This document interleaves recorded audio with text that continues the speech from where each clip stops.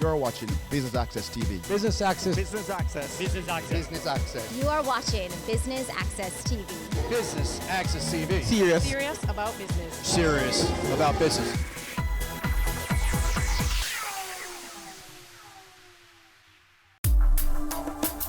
The Caribbean Academy of Sciences Jamaica, CASJ, hosted their 21st General Meeting and Conference at the University of the West Indies, Mona. Business Access TV has all the highlights, so stay tuned. As the university goes through its 70th year, 70 years of service, 70 years of excellence, we're at the vanguard of educational excellence. And we extend heartfelt congratulations to our partners at CAS and CASJ as they commemorate their anniversaries and move forward. The theme selected by CAS this year is very befitting: science, technology, and innovation, vehicles for a knowledge-based economy. This collaboration amongst CAS, CASJ, and UWI yields an investment in science, technology, and innovation fostered by a robust research development portfolio. It is essential as a precursor to the knowledge-based economy. Science and technology, as well as innovation, has now formed a part of the university's strategic plan. As you may know, our strategic plan is based on access, alignment, and agility. Within access, AC4, which is to increase the quality, quantity, and impact of research, innovation, and publication, feeds directly into this goal. We therefore are trying to, within the University of the West Indies, increase all that we do, not just in quality and quantity, but impact, since that which creates impact may not yet be published, but be impactful in a decision-making process for a country.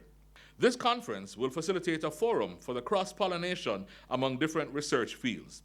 We will elucidate and discuss innovative theories, frameworks, methodologies, tools, and applications which may be of use in enhancing the quality of human life and contribute effectively to sustainable economic development.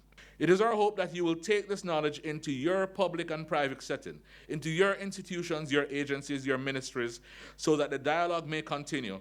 And with the University of the West Indies being at the lead, we would like to offer ourselves to be that research engine for entities who would like research and development done.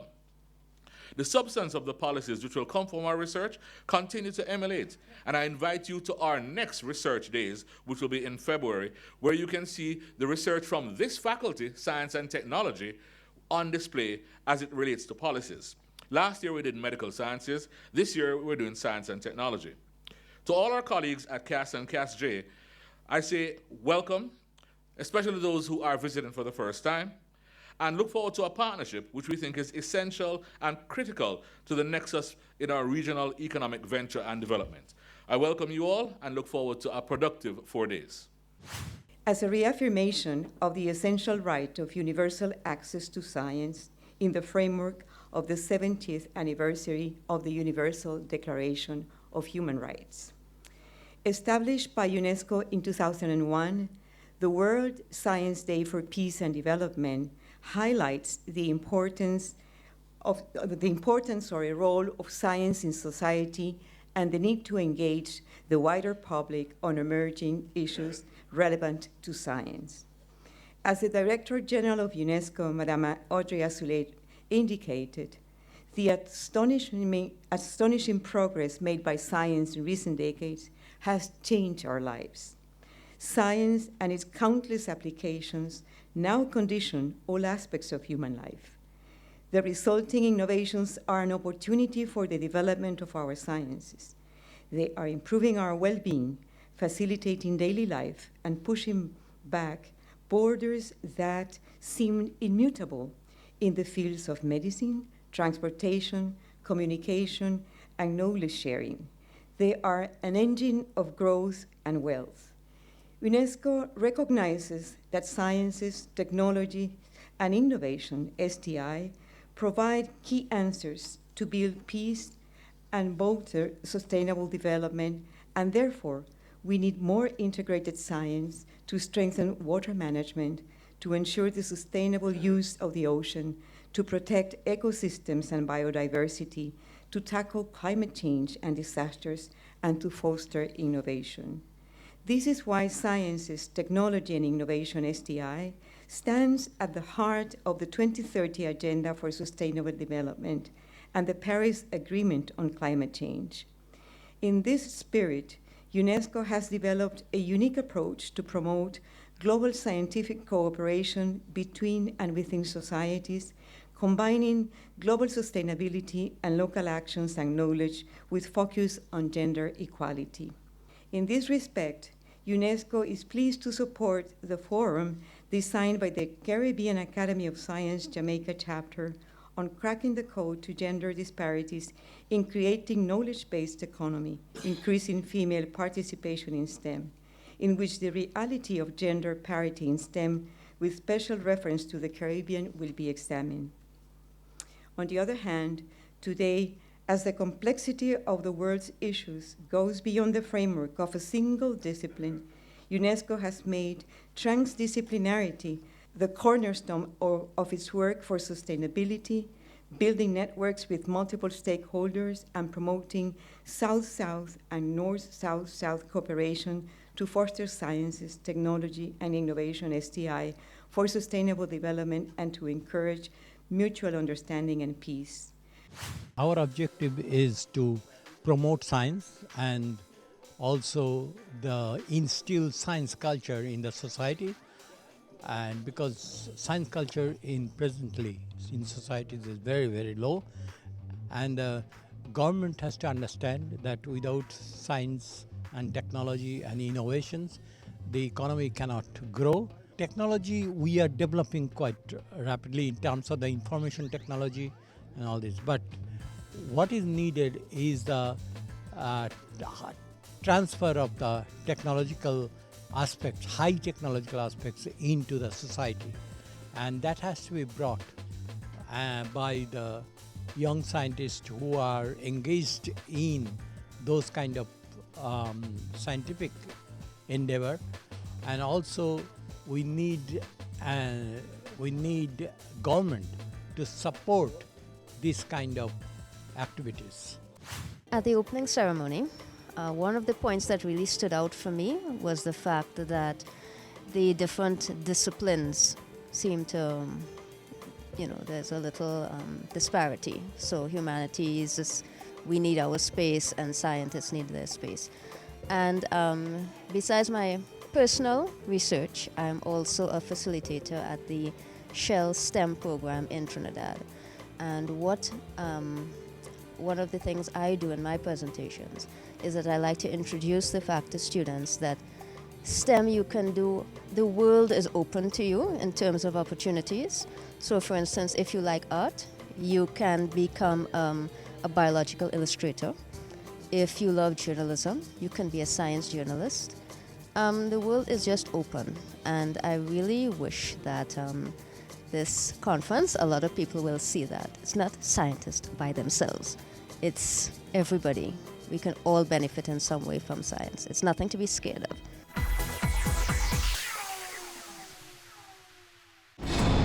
We are back with another exciting, innovative, and inspiring season.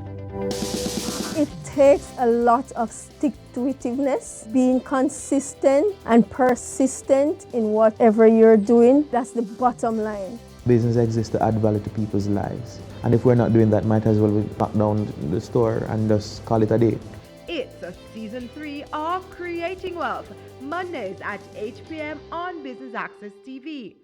They say it takes a village to raise a child, but the world will one day need the leadership of that child. The time you spend with your child matters. It stimulates their minds and shapes the way they act. Talk with your children. Help them to better understand the world around them and to value what is truly precious. Above all, the most valuable gift you can give them is love.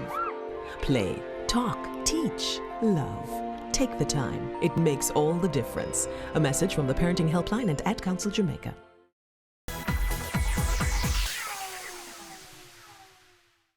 It has become a bit of a cliche to state that science and technology are key drivers of economic growth in the 21st century. Many researchers have pointed to the Industrial Revolution of the 19th century and the scientific revolution of the 20th century as setting the conditions that have given rise to today's global knowledge-based creative economy. Nowhere is the impact of science and technology on our lives more obvious than in the rapid innovations in communications and computing technologies, leading to more countries being able to participate more fully in the global economy. Today, new technologies are transforming and expanding many economies in the same way that earlier industrial and technological advances changed the course of history. Indeed, a growing percentage of wealth in the world's largest economies is created by knowledge-based industries that rely heavily on human capital and technological innovation. We are, of course, challenged by the question, what exactly is this knowledge-based economy? The World Bank and the OECD have defined it as an economy where knowledge is created, acquired, transmitted, and used effectively and creatively by organizations, enterprises, individuals, and communities to develop groundbreaking ideas and models. One example, often cited, of an economy that was rapidly transformed by an embrace of science and technology is that of South Korea. Its rapid progress in the knowledge and information revolution was attributed, to a large extent, to its widespread internet usage. The government recognized very early the need for the country to get connected to the web, and in the late 1990s invested heavily in broadband infrastructure. Privatization and deregulation in the telecom sector also led to South Korea being amongst the most wired nations in the world, with over 80% of households hooked up to broadband. Well, what of us here in the Caribbean? If we are to see any significant movement in our economic development as knowledge-based economies, a number of things will have to be addressed, including economic and institutional infrastructure, information infrastructure, and education. The government of Jamaica has recognized this and has committed to investing more in STEM education. In fact, the science, technology, engineering, and mathematics STEM programs in schools remain one of high priority for the Ministry of Education, Youth, and Information. Just by way of background, the STEM initiative was started in a formal and concerted way within the ministry in May 2014 and has continued under the current administration. The ministry established a STEM steering committee to provide oversight to the work of the STEM team, as well as the STEM technical committee that is driving the research and training component of the initiative. Under the new administration, the following have been done. Steering committee meeting would have been held in September 2016. New members invited to join the STEM committee. Just over $200 million have been budgeted to fund STEM and some non-STEM schools for the procurement of STEM-related equipment and material. The following tasks have been undertaken and are either complete or near completion. The first being a STEM concept paper has been completed and ratified by the STEM steering committee. And that, of course, sets out the thrust, the undergirding thrust of what it is that the ministry is embarked on. Secondly, work on a list of criteria for certification of STEM institutions for the academic year started in 2016 and is now about 90% complete. Thirdly, the Sydney Pagan Agricultural School, and in terms of the geography and locale, that's down in St. Elizabeth, northeast St. Elizabeth to be precise. So the Sydney Pagan Agricultural School has been transformed into a STEM academy. This was initiated in September 2014 with some 100 students at grade 7 and approximately $20 million having been spent on infrastructure to include upgrading of classrooms and laboratories. Equipment and material for the science program are being provided to enhance the project-based learning in accordance with STEM methodology. Recruitment of additional staff has been done, and extensive training of the academic and other staff members done to build their capacity. So upskilling would be an important part of this entire initiative. I am working in the area of materials chemistry, and a considerable amount of my research is about developing new materials for renewable energy technologies. I also do, again, an extensive amount of work in catalytic chemistry, that's developing new catalysts for key industrial processes. I think the area of renewable energy technologies is of key importance for the whole world, but of course for the Caribbean nations. I think, for instance, there is clearly great scope in the Caribbean for greater deployment of solar energy technologies, but maybe other energy technologies as well. We need to move away from the current dependence on fossil fuels. We need, for instance, or perhaps in particular, to attract high-quality students into the STEM field if we're going to have vigorous research community. That is a challenge. It's a challenge for the scientific community to present the work they're doing in an accessible way, particularly to young people, so that it seems an attractive area and an attractive career. It's a challenge for government as well to ensure that the facilities for high-quality STEM education are receive high priority. Your presentation was entitled Rethinking STEM, Higher Education in the 21st Century. Highlight the main points of your presentation. The main points that I made are, first of all, that today's students are facing a very different world than the ones that I grew up in. Today's STEM fields are really critical for the jobs of the future. So we need more students who are competent in science, technology, engineering, and mathematics, and who can apply their understanding of those fields to practical problems, producing new solutions to problems that humanity faces. What I stressed in my presentation is that the way we teach students is pivotal for increasing and sustaining their interest in STEM. That's important for future STEM professionals, but it's also important for the citizenry in general to understand what science and technology and engineering and mathematics are and why they're important for society. So we need to deal with education from general level all the way to the highly professional level. And I also stressed very much in my presentation that the way we teach, the way we deal with our learners in university is very important. The old way was lecturing, that is talking at the students, and evidence now shows that that's not a good way to learn. What I stress is the importance of what we call active learning. This is where students engage with each other, they discuss in real time in class the issues that are being presented to them, they learn to apply their knowledge on the spot, they learn to work in groups because that's critically important for the future. Employers want teamwork. They don't want solo workers.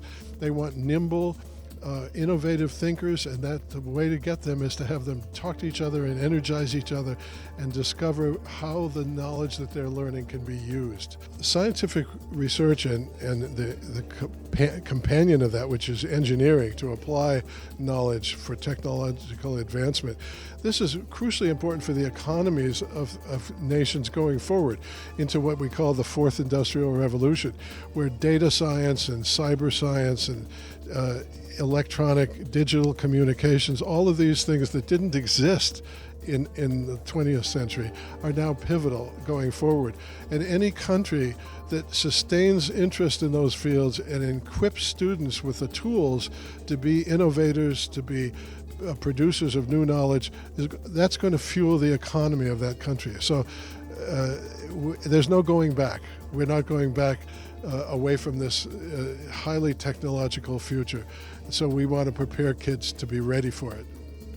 We're an investment management company. We're a licensed securities dealer, and we trade and invest in mainly in US dollar denominated securities that trade on the global market, and mainly fixed income securities, bonds, and so on. Those are the main products that we offer for our clients. And our clients are mainly people looking for medium to long-term investments that will retain their value and give them a good return. It's really great to bring scientists together here in Jamaica from all across the Caribbean and to spend 3 or 4 days exchanging ideas, papers, etc. We're very happy. We have a very good relationship with the university. We are the investment house of choice for the discerning investors, the people who are looking for medium to long-term returns, people investing for their pensions, any sort of medium to long-term investment. We think we offer very good products and services in that regard. It's season 12, and Wealth Magazine Business Access is here to keep you business savvy. With an impressive mix of some of Jamaica's most inspiring business moguls, we continue to keep Jamaica informed, empowered, and ready to dominate. Tune in Sundays at 5 p.m. only on BATV. You're watching Business Access. Business Access. Business Access. Business Access TV. Serious about business.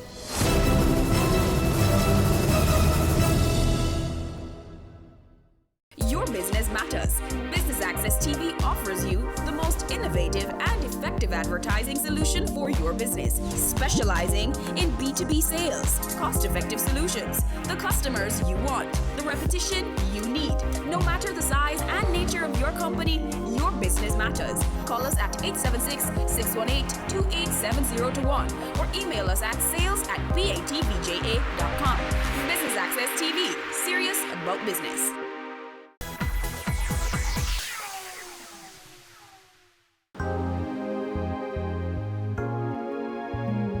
So we're here with Kiara Cosmetics, a wellness and beauty company that specializes in all natural products that are designed to enhance your beauty naturally.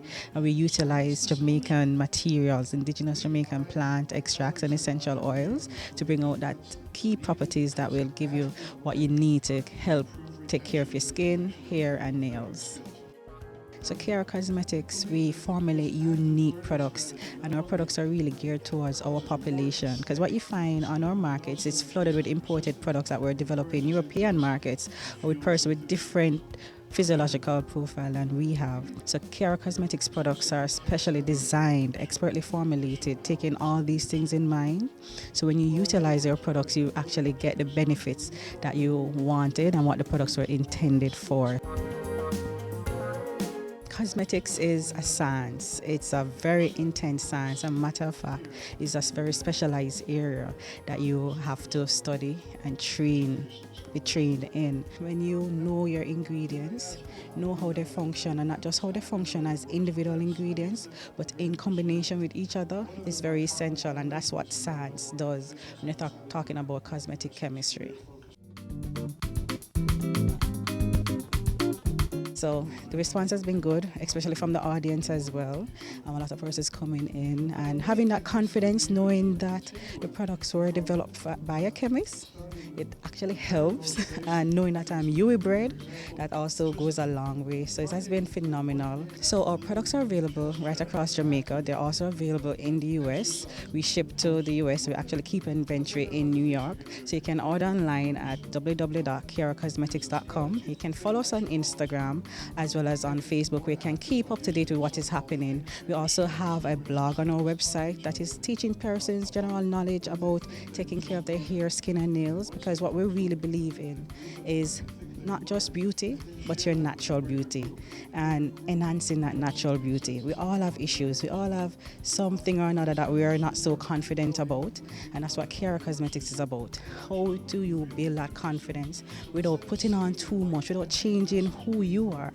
So what we're doing is enhancing your natural beauty.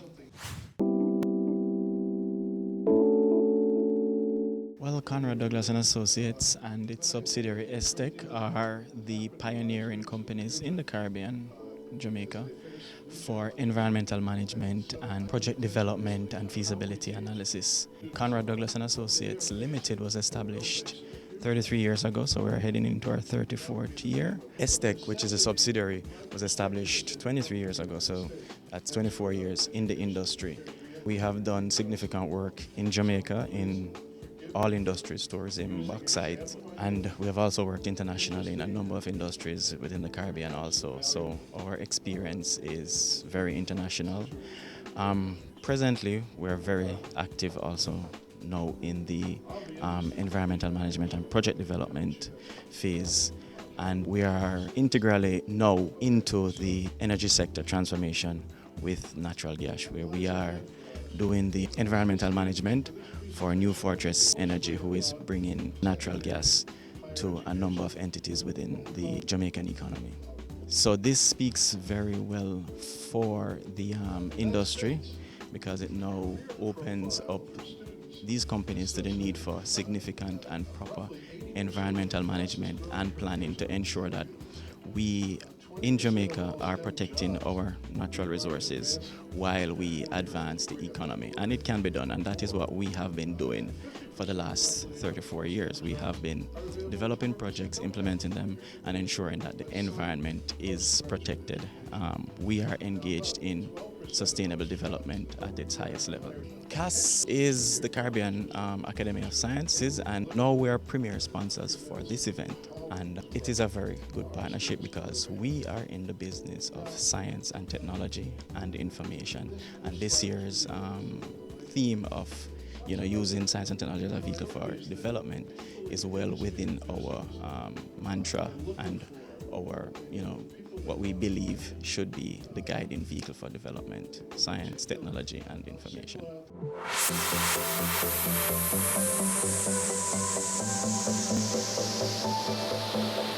Showcase Jamaica Tours is a premier tour company that offers guided tours all across the island of Jamaica. We pride ourselves in the quality of our tour guides. People spend a lot of money to come to Jamaica, so we want to know they get value for their money. They feel at the end of the tour that they have really got value for the money that they have spent. Our tours tend to be more personalized, so we are less of the big bus operation and smaller personalized tours, so we can coin any tour to suit the needs or the interests of different people. We do night tours. We take them to dinner, we take them dancing, concerts, any kind of concert. I was invited to be the tour operator of choice for the conference delegates, so that they could get a chance to see something of Jamaica, because most times people come and it's an airport, a conference room, hotel room, and then they're back to the airport. So this time they're giving them a chance to have a little local experience and to see a little of what Jamaica has to offer, and we have a lot to offer. I just invite anybody who is a visitor to the island, and even if you're a local and you haven't seen much of the island, to come and join one of our experiences. You can contact us via telephone 876-817-3366, or we can be reached by email at showcasejamaicatours@yahoo.com. And of course, we have a website where you will see a number of tours being offered, and that's www.showcasejamaicatours.com.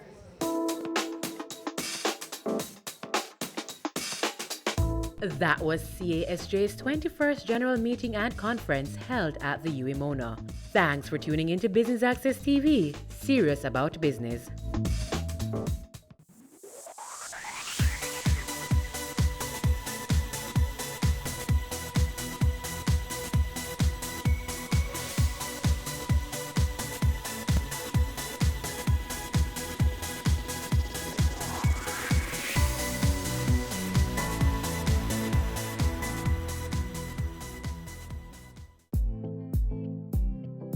Stay current and gain more information on the ever-evolving industry of real estate on Home Sweet Home, Sundays at 4:30 p.m. on Business Access TV.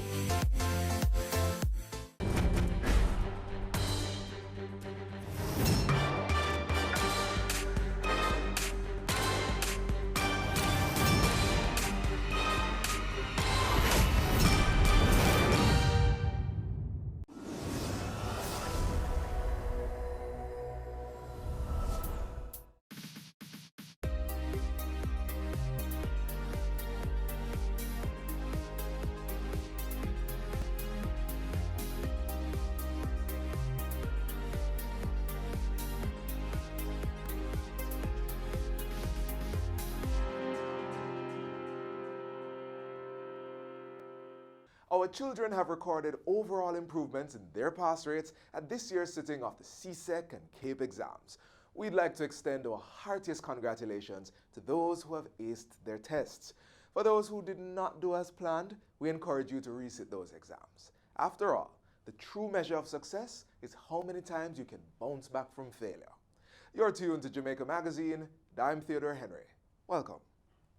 What can a little germs do?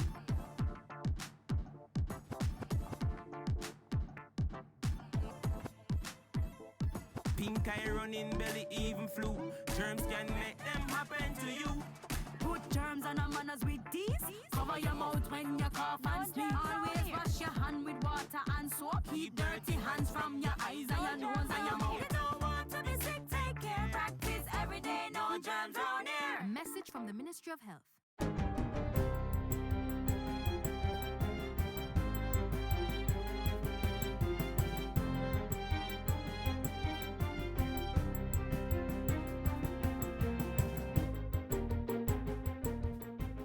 Good day, I'm Stephen McHugh, and this is your JIS News for Monday, August 26.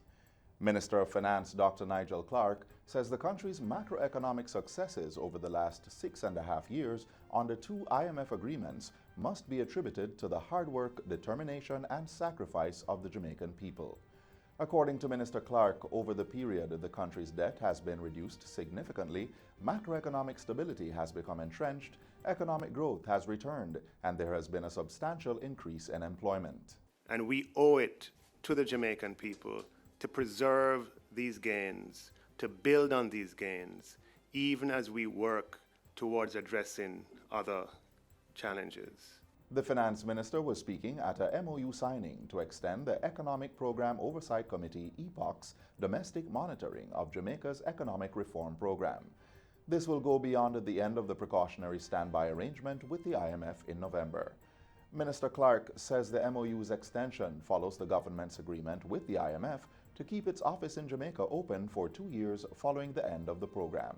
These decisions are a clear demonstration of the government's commitment and intent to maintain a credible macroeconomic path, inclusive of a fiscal trajectory that's consistent with our fiscal responsibility framework long into the future, providing a foundation for economic opportunity for current and future generations. Meanwhile, the International Monetary Fund (IMF) is lauding the government for initiating measures to preserve and bolster the economic gains recorded over the last 6.5 years. IMF resident representative Dr. Constant Lonkengwana says he believes the main building blocks are being put in place to ensure that the exit from the IMF is smooth. Not out of the wood yet, but the cost has been huge. So I believe the fact that Jamaican people are plugged in and very engaged in the policy discussions is in and of itself a guardian to that sound economic policy going forward. Dr. Lonkengwana says the IMF will remain as a consultation body to Jamaica after it leaves the precautionary standby arrangement in November. We will not be in the business of agreeing on specific targets with the government.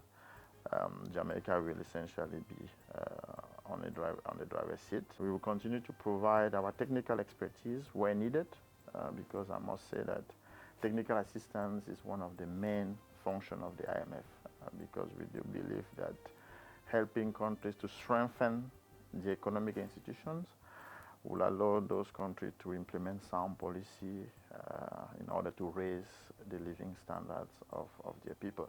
The Ministry of Agriculture says the feasibility study being developed for a proposed irrigation system in Flagaman, St. Elizabeth is far advanced. The system is projected to take water from the Black River to supply about 5,000 farmers whose cultivations are impacted by drought annually. State Minister of Industry, Commerce, Agriculture and Fisheries, Floyd Green, says the final report on the feasibility study should be completed by December, enabling the government to allocate the funding for the project. Minister Green says preliminary data from the study has determined that the Black River has the capacity to adequately supply Flagaman and adjoining communities. He says plans are underway to design the layout of the irrigation system and determine the cost for the project's implementation. Minister Green was speaking recently while on a tour of farms that were severely affected by fire a week before. Still on the issue of water, the Ministry of Education says it will be conducting surveys to assess water shortages in affected schools across the country. Minister with Oversight, Carl Samuda, says the assessment will be done over a month and is to start shortly so plans can be put in place to effect change immediately. He emphasizes that this is being done with a view to have water tanks and the necessary piping installed in schools to ensure water is available during dry spells and inconsistent supply. The Education Minister was addressing the Jamaica Teachers Association's 55th annual conference in Montego Bay recently. The Scientific Research Council, SRC, has strengthened its capacity to carry out food reformulation, with upgrades to its equipment costing $100 million. Executive Director Dr. Cliff Riley says the initiative is to assist manufacturers in making their products healthier for consumers. We're all aware of the discussions in terms of reducing the amount of sugar, reducing the amount of salts, as well as different types of fats that are allowed in the different food types. In an effort to reduce the levels of obesity, reduce the incidence of type 2 diabetes, hypertension, and other non-communicable diseases. Dr. Riley was speaking at a recent JIS think tank. To support the different manufacturing institutions, he says SRC technical staff have been trained in how to use the equipment, and an evaluation process begins this week. And we want to ensure that what is in a label is actually what is in the food. If you report 30 grams of sugar per serving, it should be 30 grams of sugar plus or minus 10% as accepted internationally. It can't be 50 and report 30. So the level of accountability should increase significantly, and I believe the Ministry of Health and the different regulatory bodies are now able to better hold our manufacturers to higher levels of accountability for what they report on the actual labels. The food reformulation initiative is being led by the Ministry of Health and Wellness and the University of Technology. SRC and the Bureau of Standards Jamaica are the verification bodies. And finally, scholarships, bursaries, and grants amounting to $5.1 million have been awarded to 28 students from across the island to offset tuition and related expenses. State Minister of Education, Youth and Information, Orlando Terrelong, has lauded Burger King Jamaica for the support to students who will be pursuing secondary and tertiary studies beginning in September. The best investment we can make in Jamaica is in our youth. The best investment we can make is in developing the human capital of this country.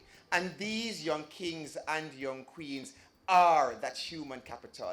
It is in them that we must spend millions and billions of dollars to ensure their prosperity and the prosperity of our nation. And that's it for JIS News Today. I'm Stephen McHugh. Thanks for watching.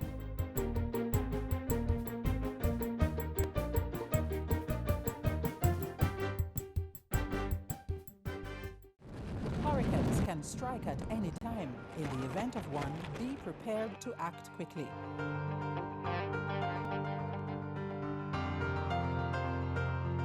If a hurricane watch or warning has been issued, review your home disaster response plan. Map out likely routes to evacuate if your home is at risk, and confirm with relatives or friends you plan to stay with. Also, confirm the location of the nearest shelter. Check your emergency supplies and restock if necessary. Remember, disasters do happen, so be prepared. Ensure you and your child have a smooth transition into the new academic year. See how next. It's that time of year again when we're preparing for back to school. And as a commission, we want to ensure that we're giving you practical help as to what you need to be doing to ensure your children are very prepared for school. One of the things we recommend is that parents must understand the learning profile of their children. Understand who they are as learners. If you can have conversations with the teacher about their learning interests, their preferences, or disabilities or challenges that they have.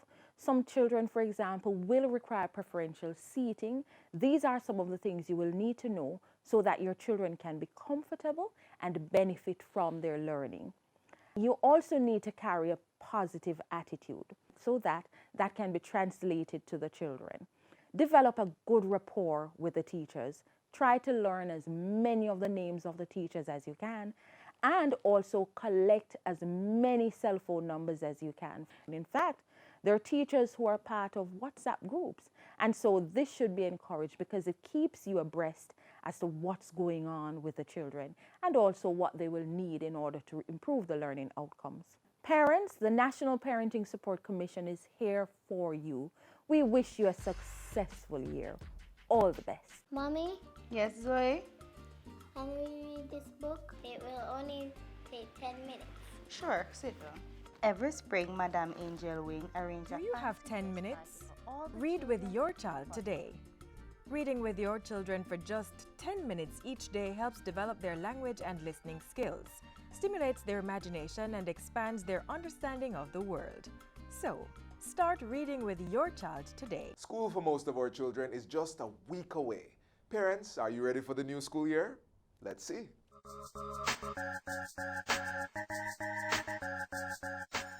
Do you hear that? You hear that? Yes, the start of the new school year is upon us, and I'm sure parents and children are ready and raring to go. Today, we'll just go through some of the things you'll need to have a smooth and worry-free transition from the lazy days of summer to the industrious school days ahead. At this time, the last minute things would be ensuring they have their birth certificate, immunization card, as well as a child's medical.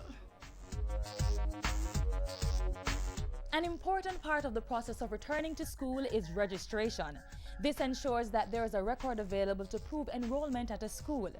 This also tells the school administrators the correct number of students to expect so they can properly prepare for the young learners in the upcoming academic year. Whether it's going to a new school or to a new grade at your old school, registration is filled with a host of benefits for teacher, parent, and student. The teacher will get an idea of the number of children in the class and prepare for them. The student will get to meet the form teacher as well as other classmates, and the parent will receive well-needed information about getting the child ready for school. These include a book list, instructions on how to construct the school uniform, and a medical form. A medical record is one sure way to safeguard a student's safety at school. That's why the Ministry of Education mandates that students entering primary and secondary schools undergo a medical examination. The medical form that's filled out by a doctor has well-needed information on ailments, allergies, or physical disabilities that would preclude a child from taking part in certain activities, such as physical education or a school trip to a farm that might put the child's life in danger. Filling out the medical form is a top priority. Even though some schools may have allowed the child to register without the form, until that's done, registration at the school is incomplete. So ensure that the medical examination form is filled out and returned to the school before the start of the academic year. Buying the approved texts is essential to following the school syllabus to academic success. In the past, parents have complained that their children do not use all the books prescribed on the book list, or that they cannot pass on the books to their younger children. That is now history, as the Ministry of Education has moved to carry out a thorough reform of the book lists in government schools. So now there's a ministry-approved book list that parents can buy from to give their children the tools to academic success. So parents, be sure to check the papers or call the Ministry of Education for the approved book lists for your children.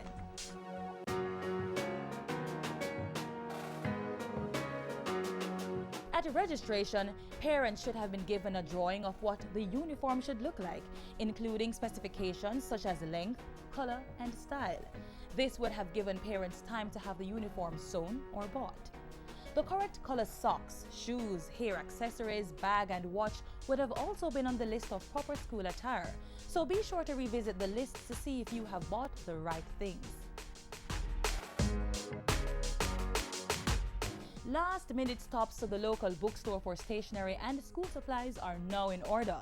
And whether you're using public or private transportation to get your child to and from school, it's always a good idea to do dry runs to map out the shortest routes.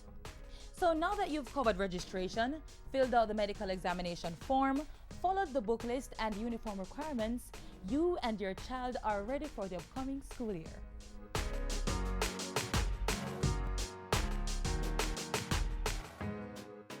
Life is all about making decisions, choosing from a number of options to do a particular thing, which may result in a specific outcome. It can be difficult, but there are 4 things you can do to help make that decision. Stop. Check out what's happening and remind yourself to think before acting. Think. Make sure you're aware of the choices, all the advantages and disadvantages. Then think about the consequences. Act. Choose the best option and do something about it. Review. Finally, review what you have done and determine if it was good or bad. That way, you'll be in a better position to make the next decision, whether big or simple.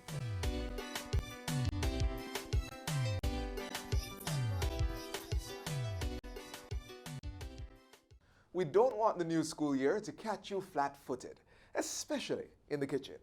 You can thank me later. Breakfast is said to be the most important meal of the day. But how often have we been having breakfast? We've been skipping breakfast morning after morning. Do we really want to pass on this poor health practice to our children? I don't think so.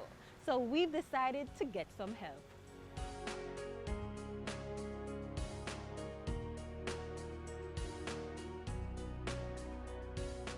The Grenville campus of the Hartress NTA's Northwest TVET Institute has offered to render some assistance by giving us some quick and easy meal ideas that's fit for the entire family.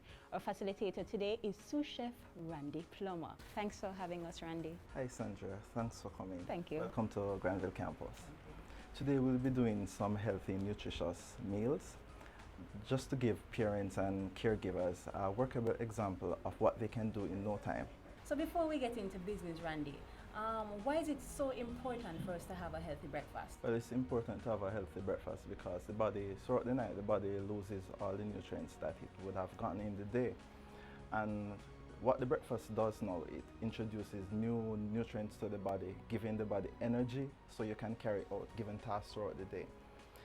Also, studies have shown where students who have, or children who have healthy breakfast, they tend to concentrate better in school or at their work. Some of us parents can hardly find time to send our children to school on time, much less cook meals in the mornings. What do you recommend? Well, there's a whole lot of easy breakfast ideas. Simple thing, just as a boiled egg with some tomatoes, introducing protein along with vitamin C. Another example, oatmeal porridge with raisins. Oats is a good source of fiber. Raisins a good source of vitamin C also. So there are many ways that you can do simple dishes that doesn't take much time. Okay, so with that said, let's get started. Okay.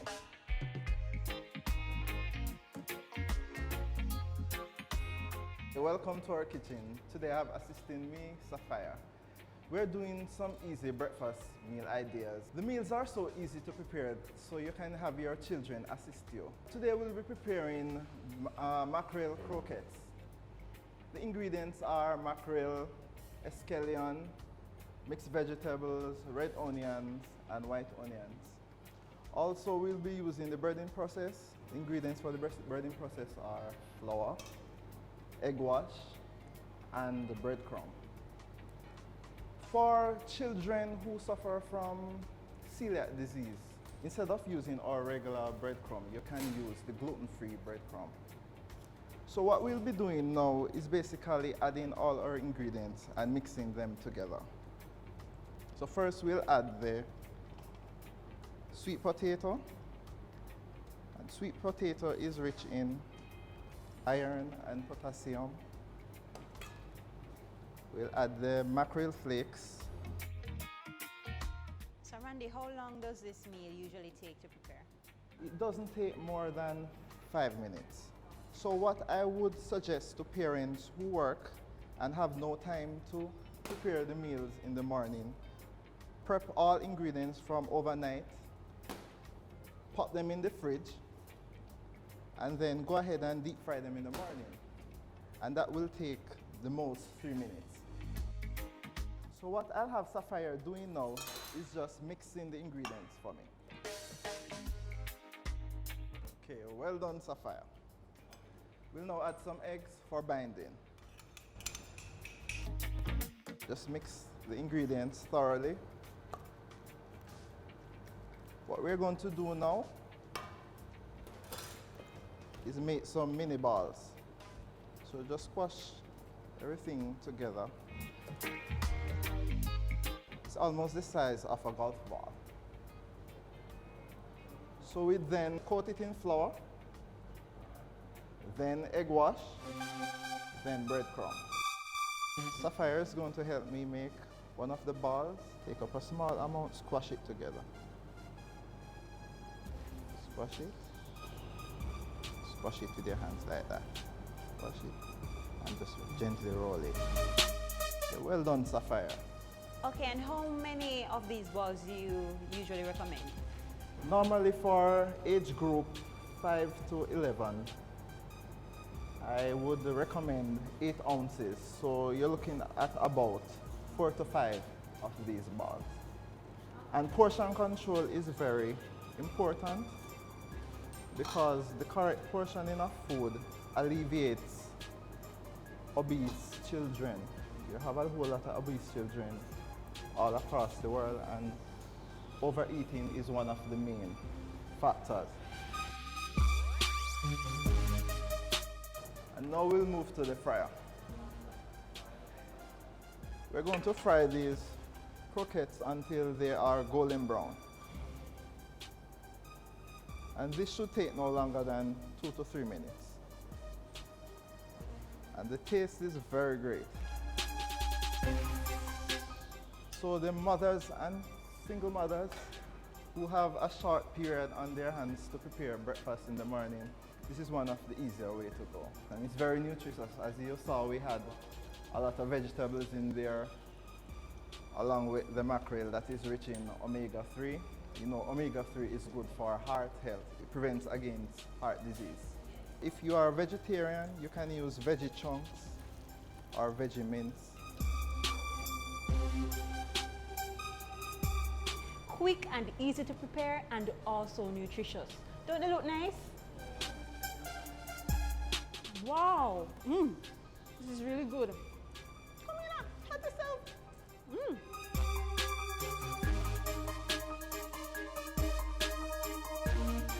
When you're on the road, take your time. When you're on the road, bear this in mind. When you're on the road, you could save a life when you're on the road.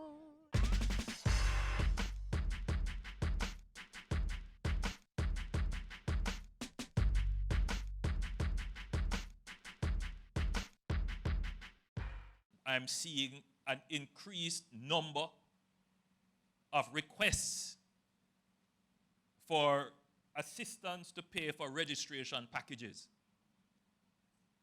And there is a sense that the more expensive the school is, the more exclusive it is, and the better the performance is going to be. And every parent wants the best for their child, so they're going to find the money. Now, I'm not saying that the parents must not contribute, but sometimes we miss the bigger picture. And the bigger picture is to make sure that no child, regardless of the income status of their household, is in any way deprived of education. As it was when we started common entrance, before we got independence, to when we changed over to GSAT, to now we changed to PEP, is to get all Jamaicans into the education system with a fair chance of getting a solid education so that they can actualize and fulfill themselves.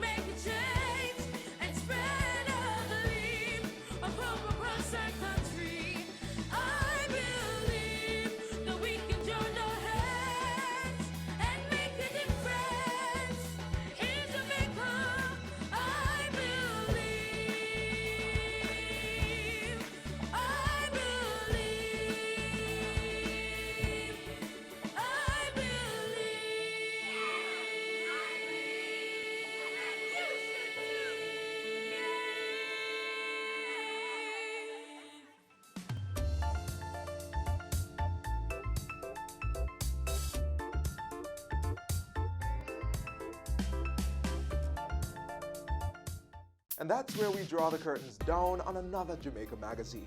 Catch up on this and past shows by visiting jis.gov.jm or our YouTube channel. The information also flows on all the major social media sites and on our mobile app that's Android and iOS compatible. On behalf of the entire team here at the JIS, I'm Theodore Henry. Thanks for watching.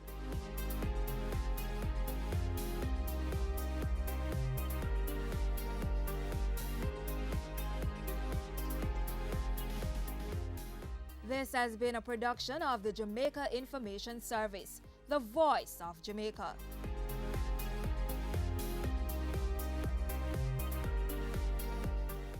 It's season 12, and Wealth Magazine Business Access is here to keep you business savvy. With an impressive mix of some of Jamaica's most inspiring business moguls, we continue to keep Jamaica informed, empowered, and ready to dominate. Tune in Sundays at 5 p.m. only on BATV. You're watching Business Access. Business Access. Business Access. Business Access TV. Serious about business.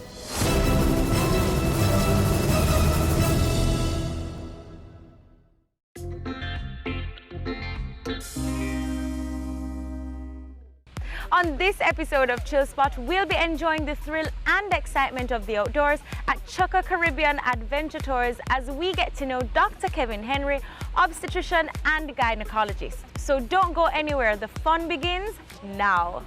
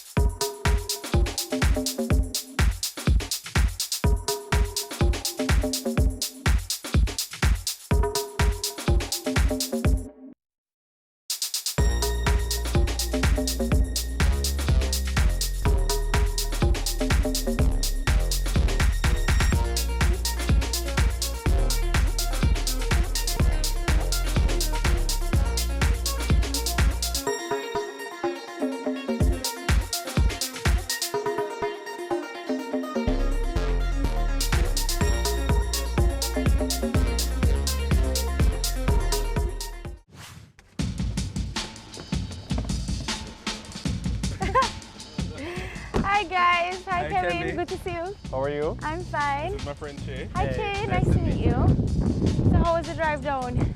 It was good, it was pretty long, but I mean we're here, you know. So you have a new ride? Yes, my Toyota Hilux. This is a fully loaded model, and on the drive down it's like I didn't need anything else. It's the perfect vehicle and it rides so nicely. Oh, it looks really, really good. Yeah, nice, smooth ride. Yeah, the color is nice in the red. Yeah. So, Chukka Tours. Yeah. What are we going to be doing today? Well, it should be a fun day, you know, lots of adventure. We're going to be doing some zip lining, we're going to do the ATV tour. Okay. And then we'll just chill, have lunch, and relax. Personally, I'm not excited about the zip line thing. Are you excited? I'm pretty excited. It's going to be awesome. It's going to be Shit, fun. It's going to be fun. It's going to be fun. It's going to be so fast and I can't. No, man, it's going to be fun. First time doing it? Well, it's actually my first time at Chukka. So I've ziplined before, but I've never ziplined here. This one is longer, Yeah, for sure. it's a little bit more intense. Gosh, it's a little bit more intense. Get So, that adrenaline rush. let's start. Where are we going to start? Let's go.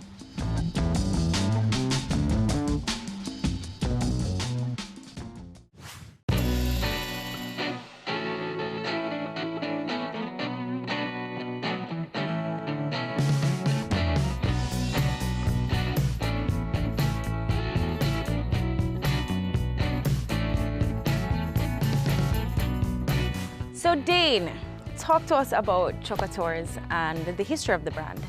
Chukka has been around for over 30 years. We started in Ocho Rios Okay. with our signature tour, which is a horseback ride and swim. But since then, Chukka had expanded its brands to 3 different Caribbean islands, and we have over 28 different tours here. How many island. properties do you have in Jamaica? We have 9 properties in total in Jamaica. This being one of the largest here at Good Hope. So what other tours, I mean, Kevin already mentioned that we're going to be doing zip lining and ATVing today, but what other tours can people do on this property? There's an obstacle course where you can test your skills up there, the different types of elements. We have river tubing. We also have a horse and carriage ride for those persons who want to stay away from a lot of the thrill and just kind of relax. Right. And not to mention the dune buggy.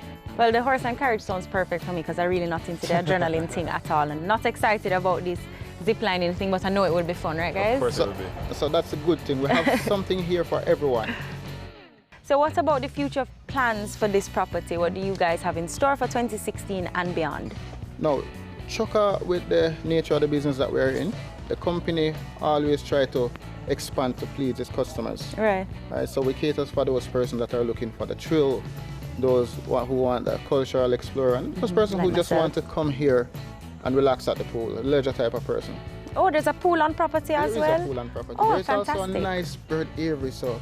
Oh, a bird aviary. Oh, interesting, interesting. Now, for this property in particular, we are looking at expanding to include some of the historic buildings that are here, which would be on the other side of this property. Okay. So there's a lot more to come, and as I said before, Chukka continues to grow and to please its customer out there based on their demand.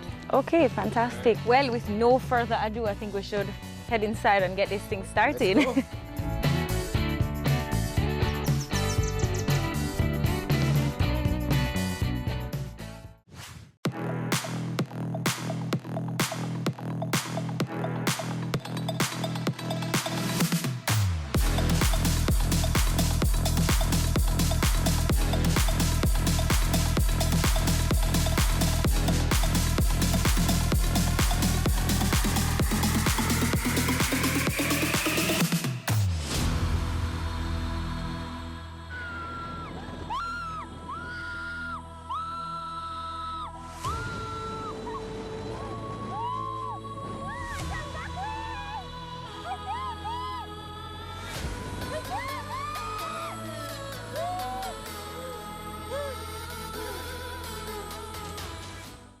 Coming up,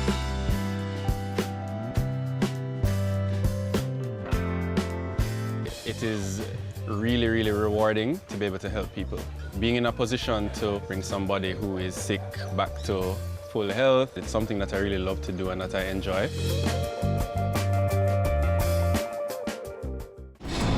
We are back with another exciting, innovative and inspiring season.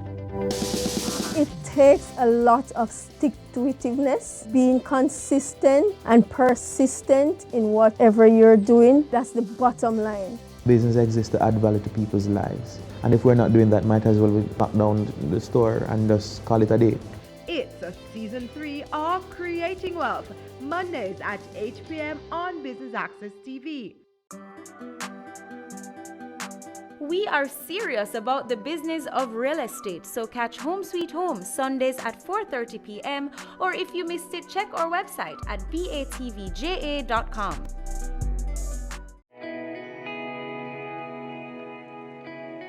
Every day you wake up, you have another opportunity to make this little island better, safer, a place where we all can be proud to call home.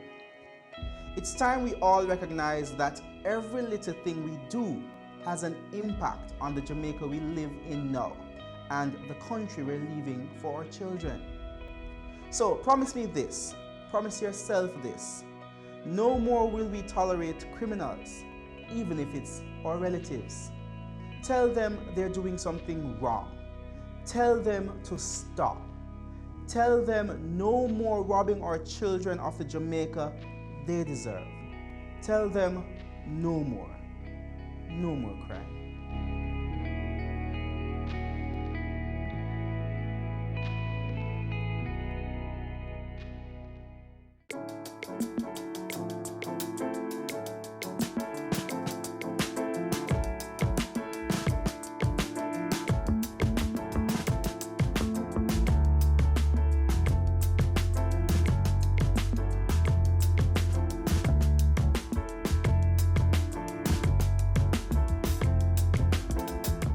Kevin, how was that zip line for you? It was fun, you know.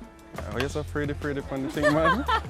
I'm telling you, that's not for TV either, no, that's genuinely me. I don't No, man, like no, that was really fun. That was really fun. It really was. So we want to talk a little about your professional side. Sure. You're a practicing medical doctor. I am. And did you know that you always wanted to pursue medicine? I think from an earlier age, I knew that I wanted to do something medically related. When I was growing up, I actually wanted to be a vet initially. And then somewhere along the line, that transitioned and changed into, being a doctor. So when I was in high school, I decided, I think that this is what I want to do. And are you specializing right now? Yes, I am. I do obstetrics and gynecology. So I understand that the process to become a doctor at UA is a long one. I know you guys have exams and residency. Explain to us how that all works.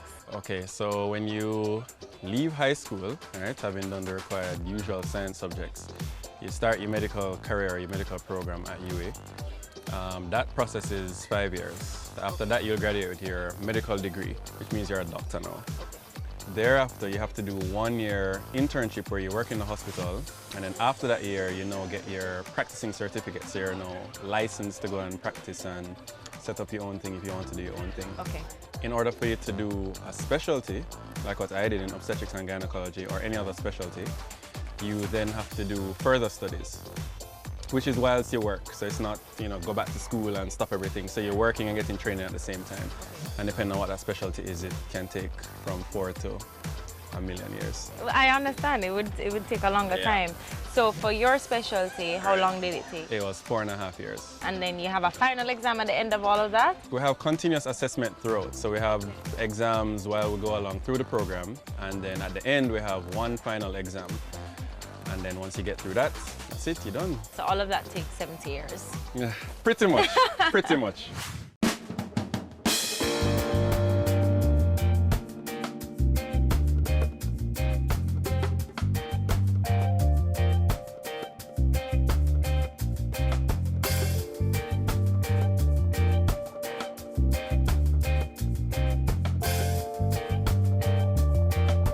Well, congratulations, you Thank you very recently much. passed your exam. Yes, I so did. now you're officially An obstetrician and gynecologist. Okay, got it. So where are you currently practicing?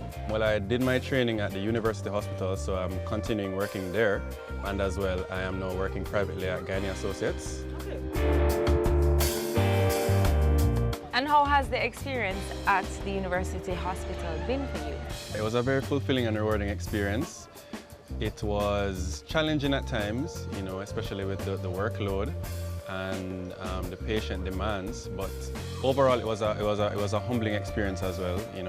Learned a lot in terms of my specialty and my field, and I'm happy now that with the training that I have, I can now go out and continue to work in the health sector, both publicly and privately.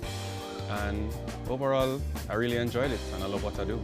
And what would you say is the best part or your favorite part about your job? I know this is going to probably sound cliche, but really and truly, it is really, really rewarding to be able to help people,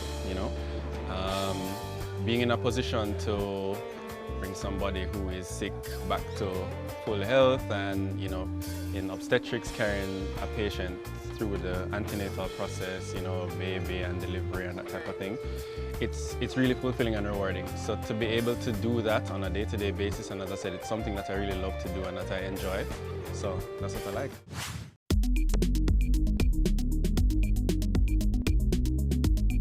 What are the challenges now with practicing medicine here in Jamaica or with your day-to-day operation? The challenges practicing medicine, I would say, for me, are in terms of time management, right? So when you have a lot of activities to do and you have other things to attend to in terms of family time and friends, and it can be demanding. Medicine itself is a very demanding field. I think that the issues that we're facing now in Jamaica in terms of the health sector itself, as well as the financial constraints of everybody and people have no money to spend. But overall, I think that we are doing the best we can with the resources that we have, right? A lot of times it's a little bit difficult for patients to appreciate that. So when patients come to the hospital, they look at things like the wait time and, how attentive the doctors are, how quickly they can get their results processed, and how they're treated at the hospital.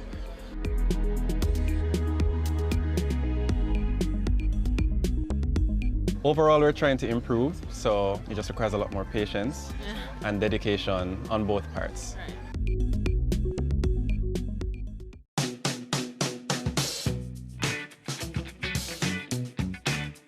And are there any other professional engagements that you do besides being a doctor? Well, yes. I own or co-own a small business which does medical supplies, and I also do events. So those are my two other main activities, business-wise. So talk to me about your medical supplies company. What's the name of it? Well, it's White Coat Medical Supplies. It has actually been in existence for about 8 years, but me and a colleague inherited it from another partner about 2 years ago. So what we do is supply medical equipment to medical students. Medical students meaning students doing medicine, nursing, physiotherapy, that kind of thing. So that's what we're doing right now. But we do have plans to expand to do other things in terms of general medical equipment. So is the business partner Che, who I met earlier? Yes, it's Che. Okay, so how do you draw the line with doing business with friends? Well, that is something that we had established from very, very early, right? And it's very tricky with friends because, you know, you don't want to offend anybody or that type of thing, as you can imagine. But at the end of the day, it's a professional relationship. So you just have to understand that, you know, friendship is friendship and business is business. So where there are important business decisions to be made, we have to put aside the friendship part of our interaction and look at it as a business, right? So we just try not to let emotions get involved and address it professionally, right? Because that is what drives the business.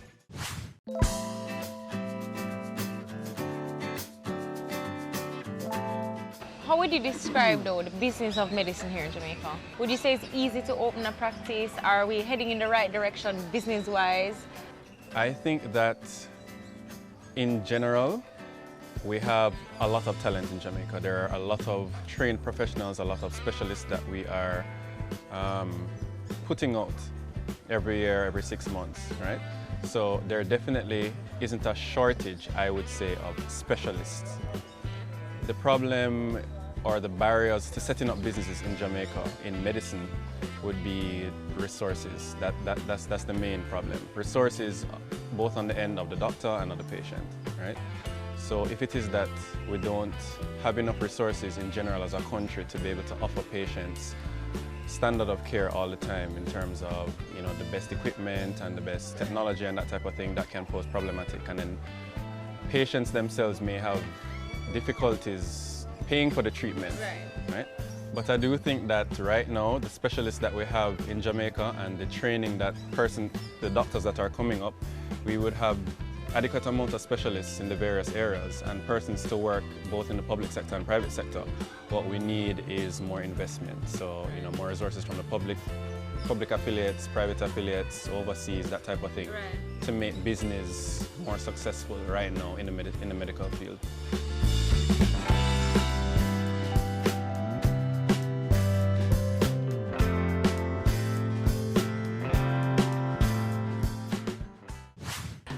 What would you say drives you to succeed as a young professional?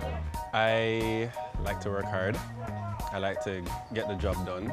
I like to be effective in whatever it is that I do. I think that I am a stickler for attention to detail. I like when things are done properly and timely. That's my main motivator, that's my main drive. What's one tip that you'd give to other young professionals coming up? Well, there are several tips, there are several keys to success, right? You have to work hard. There's no way you're going to be successful if you don't work hard. You have to be dedicated, and especially if it's your business versus you working for somebody, you have to be fully committed and fully dedicated. The second thing I would advise is that you can't give up, right? If you truly believe in it and you think it is something that makes sense and can work, you can't give up when, you know, things might not be going as well, or, you know, you come across some form of hurdle or obstacle, because those will come along, but you have to be committed and have the endurance to overcome that.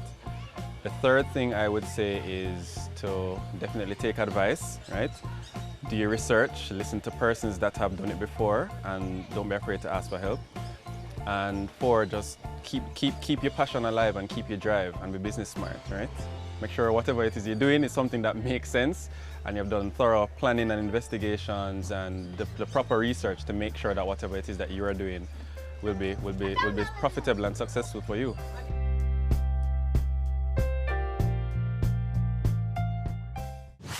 Well, now that we've gotten the zip lining out of the way, we're going to be doing ATV riding. Okay, well, I've never done this before. Really, really fun.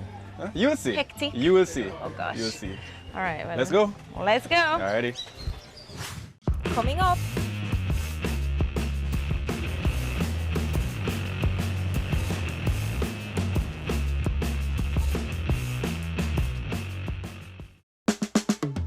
Caring Hands Season 3 continues to effect change in a changing environment.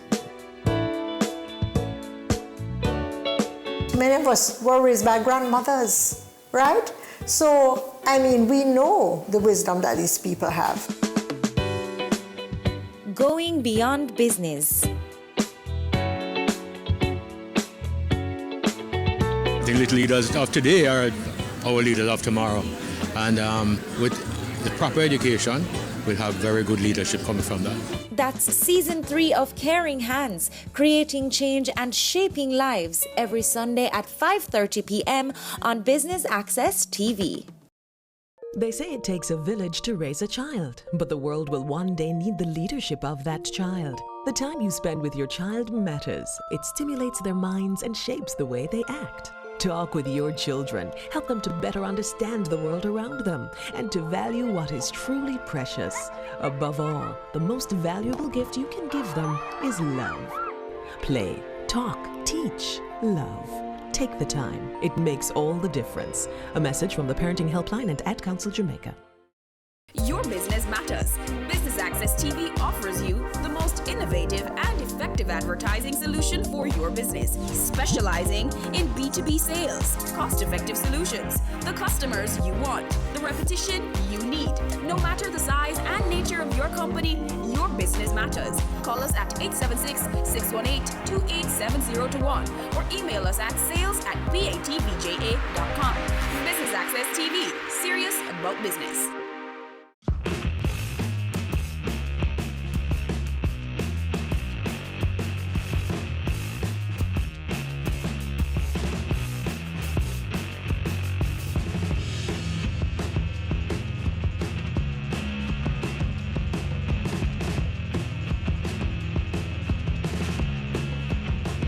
Disc brake control all four wheels of the bike. Okay. It also uses a parking brake. See? Secondly, this is a gas right here. This is what keeps the units going. What? Yes. It's not like one of the room type. Okay. If you come like this, Alright. it's not gonna move. No room. Okay. Yeah. The thumb So shocker. that's how we get. Yeah, the Alright, that's how we get. push it, the faster the bike gonna go. P is for park, R is for reverse, N is for neutral, L is for low gear, and H is for high gear. Okay. So once I place in high gear like that for you, That's it. stays in high gear. Okay.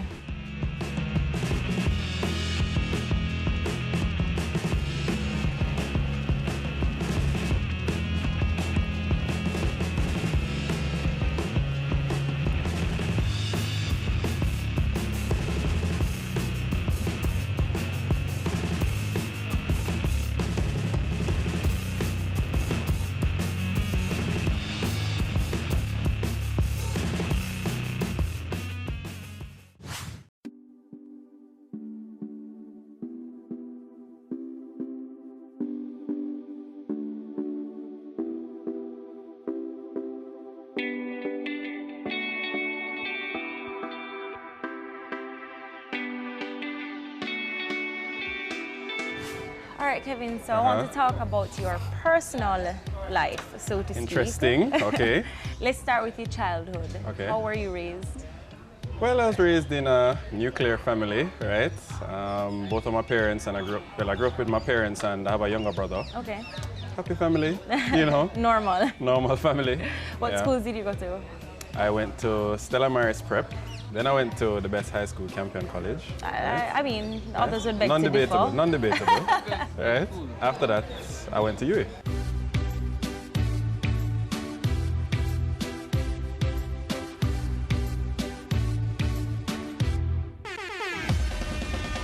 You're not from here, you're an I'm from accent. Trinidad actually, yes. Oh, okay. I came and we started med school. He was 1 year ahead of me, starting in 2004. Okay. Stop giving out the age, bro. We've been friends for At least 10 years. at least 10 years. Right. So, Kevin, are you dating right now? I am. I do have a girlfriend. Tell us a little about her. Well, we've been together for a number of years now. Loving, caring, wonderful person. She's also a young business entrepreneur. Okay. So that's something that I really admire about her. And I guess, you know, we bounce ideas off each other with respect to that. So, any plans for the future where that's concerned? Hint, hint, Well, hint. we'll see. But, you know, definitely at some point in the future, I do want to get married. I do want to have children, Hold start my on. own family. Che, do you see him walking down the aisle? He's a good guy. I can see it. I can see it. In time, man. In time. In time. Everything in time.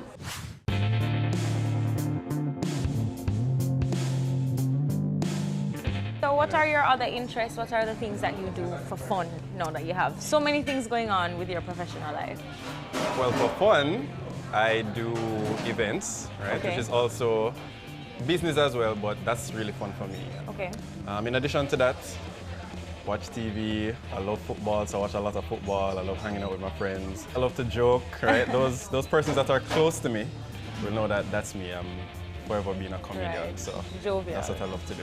And I like this type of stuff, outdoor Right. activities, adventure stuff. So that's what I do for fun. Kevin, what's one thing that we'd never guess about? You know what, let me ask Che this question. Che, what's one thing that persons would never guess about Kevin? Well, no, I can't say that. He actually stopped drinking I think alcohol. we want the juicy stuff, you know. No. He stopped drinking alcohol about 6 years ago. So you don't drink at all? Kind of stopped, but yeah. Just I had to, socially? I had to. What is that, some kind of medical reason? Yeah, kind of, but it was tough, but yeah. And I guess a lot of people would know about that. You host parties, so this is a part of the lifestyle and you don't drink. So you can imagine it's very tricky. It's tricky, you know? Well, I don't know about you guys, but I am extremely hungry Yeah, right man, now. I'm So lunch starving. is right over there. Let's go. Let's go.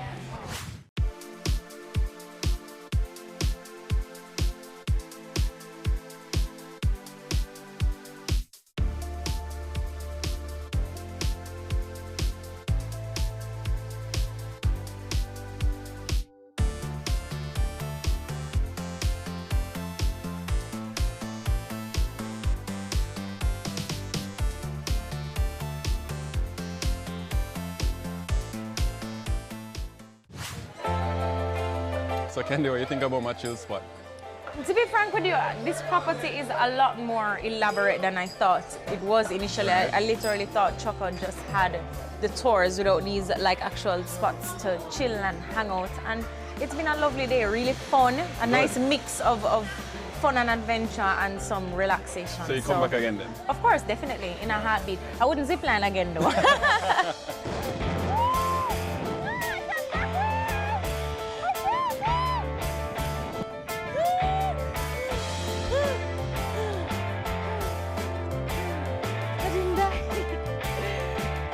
Thank you so much for bringing us to Choco. It was an amazing day. I No really had a problem, good time. anytime. So thank you very much. No problem.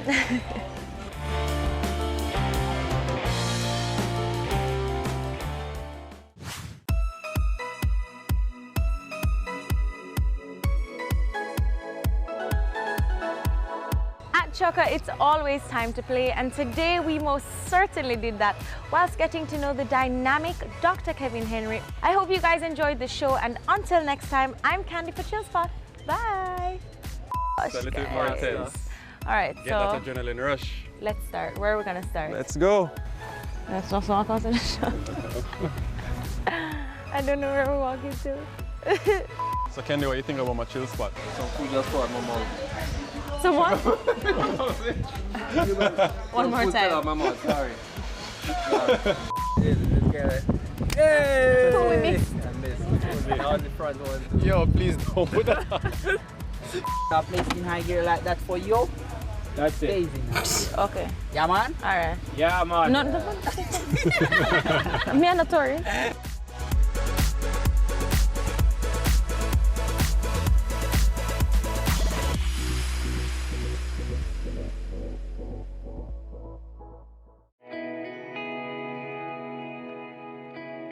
Violence is bad. Violence against our innocent little children is terrible. Pretending not to notice when we know or suspect that a child is suffering is awful and morally wrong. In the words of the great Nelson Mandela, there can be no keener realization of a nation's soul than the way in which it treats its children. Think about that for a second. I have a voice. It's one of my gifts. I intend to use it on behalf of our children. No more violence against our children. Make your move to stop violence against our children right now. No more. No more. No more.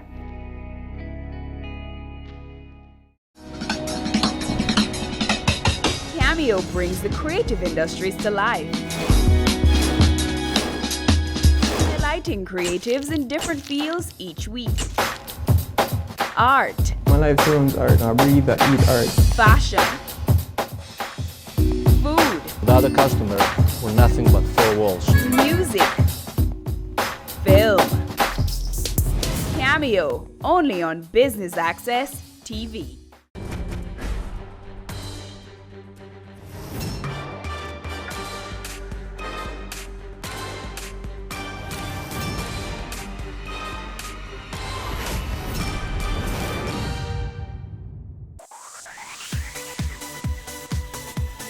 You're watching Business Access TV. Business Access. Business Access. Business Access. Business Access. You are watching Business Access TV. Business Access TV. Serious about business. Serious about business.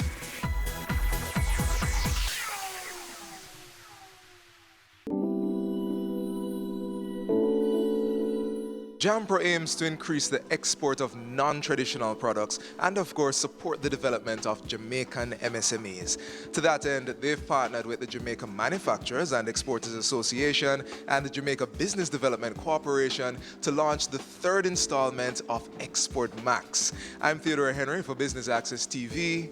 Stay with us. It is good to be here, and it's a pleasure joining you for the launch of the third iteration of this program.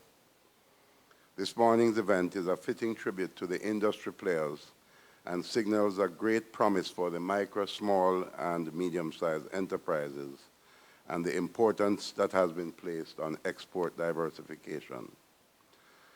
This launch seeks to build on the success of Exports Max 1 and 2, which together recorded over $2.2 billion in sales.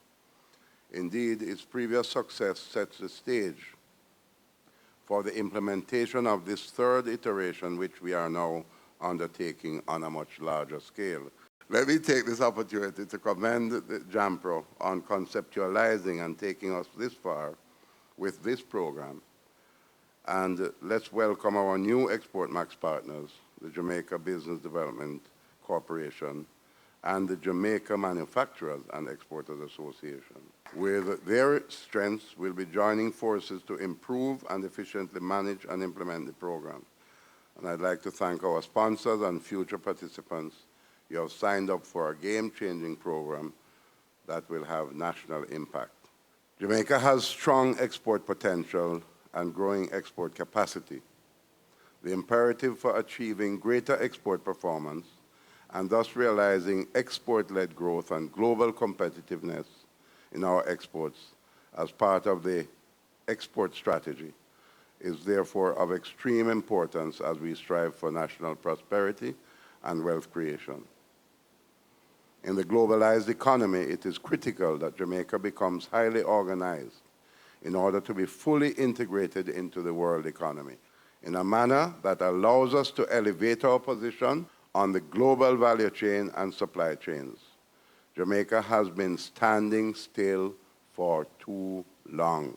Standing still while our trading partners have been taking steps to implement best practices for business and trade-friendly environments. This ministry, therefore, through its agencies, is seeking to attain greater diversification in the export industry by achieving higher value addition in priority tech sectors, increasing the value of non-traditional export of goods through increased volume and higher value addition, increasing the contribution of services exports as a percentage of our overall exports, including our creative industries, and increasing penetration in existing markets and accessing new and emerging markets. And let me add to that the specifics, some specifics which I want you to implant in your minds. There are 3 distinct underdeveloped markets. Let me just mention what those 3 are. The tourism industry. Too much of the fresh and processed foods that they consume are coming in on the planes with the tourists. And we have the capacity to supply them. Second, CARICOM. 16 countries in CARICOM. All of them are net importers of food, fresh and processed. Yet, we export precious little to CARICOM, and we have the privilege of exporting it duty-free. And what's the third significant market? The Jamaican diaspora. In Canada, the United States, and England, the market is as big as Jamaica. Somebody from London told me recently that because they cannot get what they want in Jamaica, they import the stuff from Africa and slap a Jamaican label on it. Castor oil, by the way. A lot of castor oil that is now being sold internationally with the Jamaica label on it. The raw material is not from Jamaica. Unacceptable. So as government, we are committed to promoting brand Jamaica to the world, identifying new trade and investment opportunities in order to spur economic growth. My ministry will continue to work with critical stakeholders to enable them to capitalize on opportunities in the export market, as more than ever, greater focus must be placed on growing our economy through exports. One of the things that the ministry is committed to doing is changing the soft infrastructure that will support the growth of trading across borders. To this end, a few weeks ago, we launched a trade facilitation portal that will house the information about all the various processes that underpin trading across our borders. It is our vision that the trade information portal will be the central source of information that will ensure that if someone is an exporter, or even if they are dreaming about being an exporter, they need only to visit this one place that will provide them with all the knowledge they need to navigate the trading process.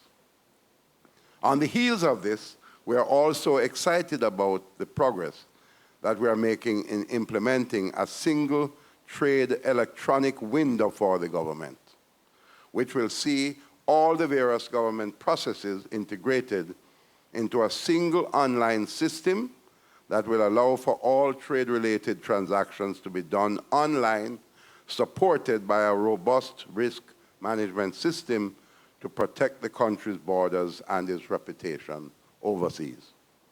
And so ExportMax is only one more prong in the government's network of activities that will allow for the framework for each and every exporter to experience success, and ultimately for us to achieve economic growth and prosperity in Jamaica.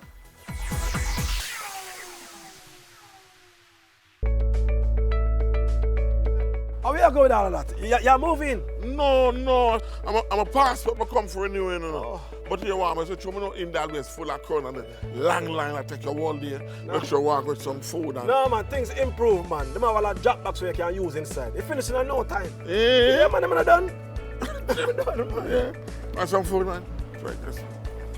A drop box. Transformation is happening across the public sector. Many services are now available online. We are building a better public service for all. Brought to you by the Transformation Implementation Unit. The business community has suffered tremendously due to extortion. Some have not just lost their businesses, their jobs, but lost their lives. This is extremely impactful to the growth of our country and to the progress of our people. We are our brother's keeper. Let's put a stop to this. No more use of force. No more use of fear. No more extortion. No more.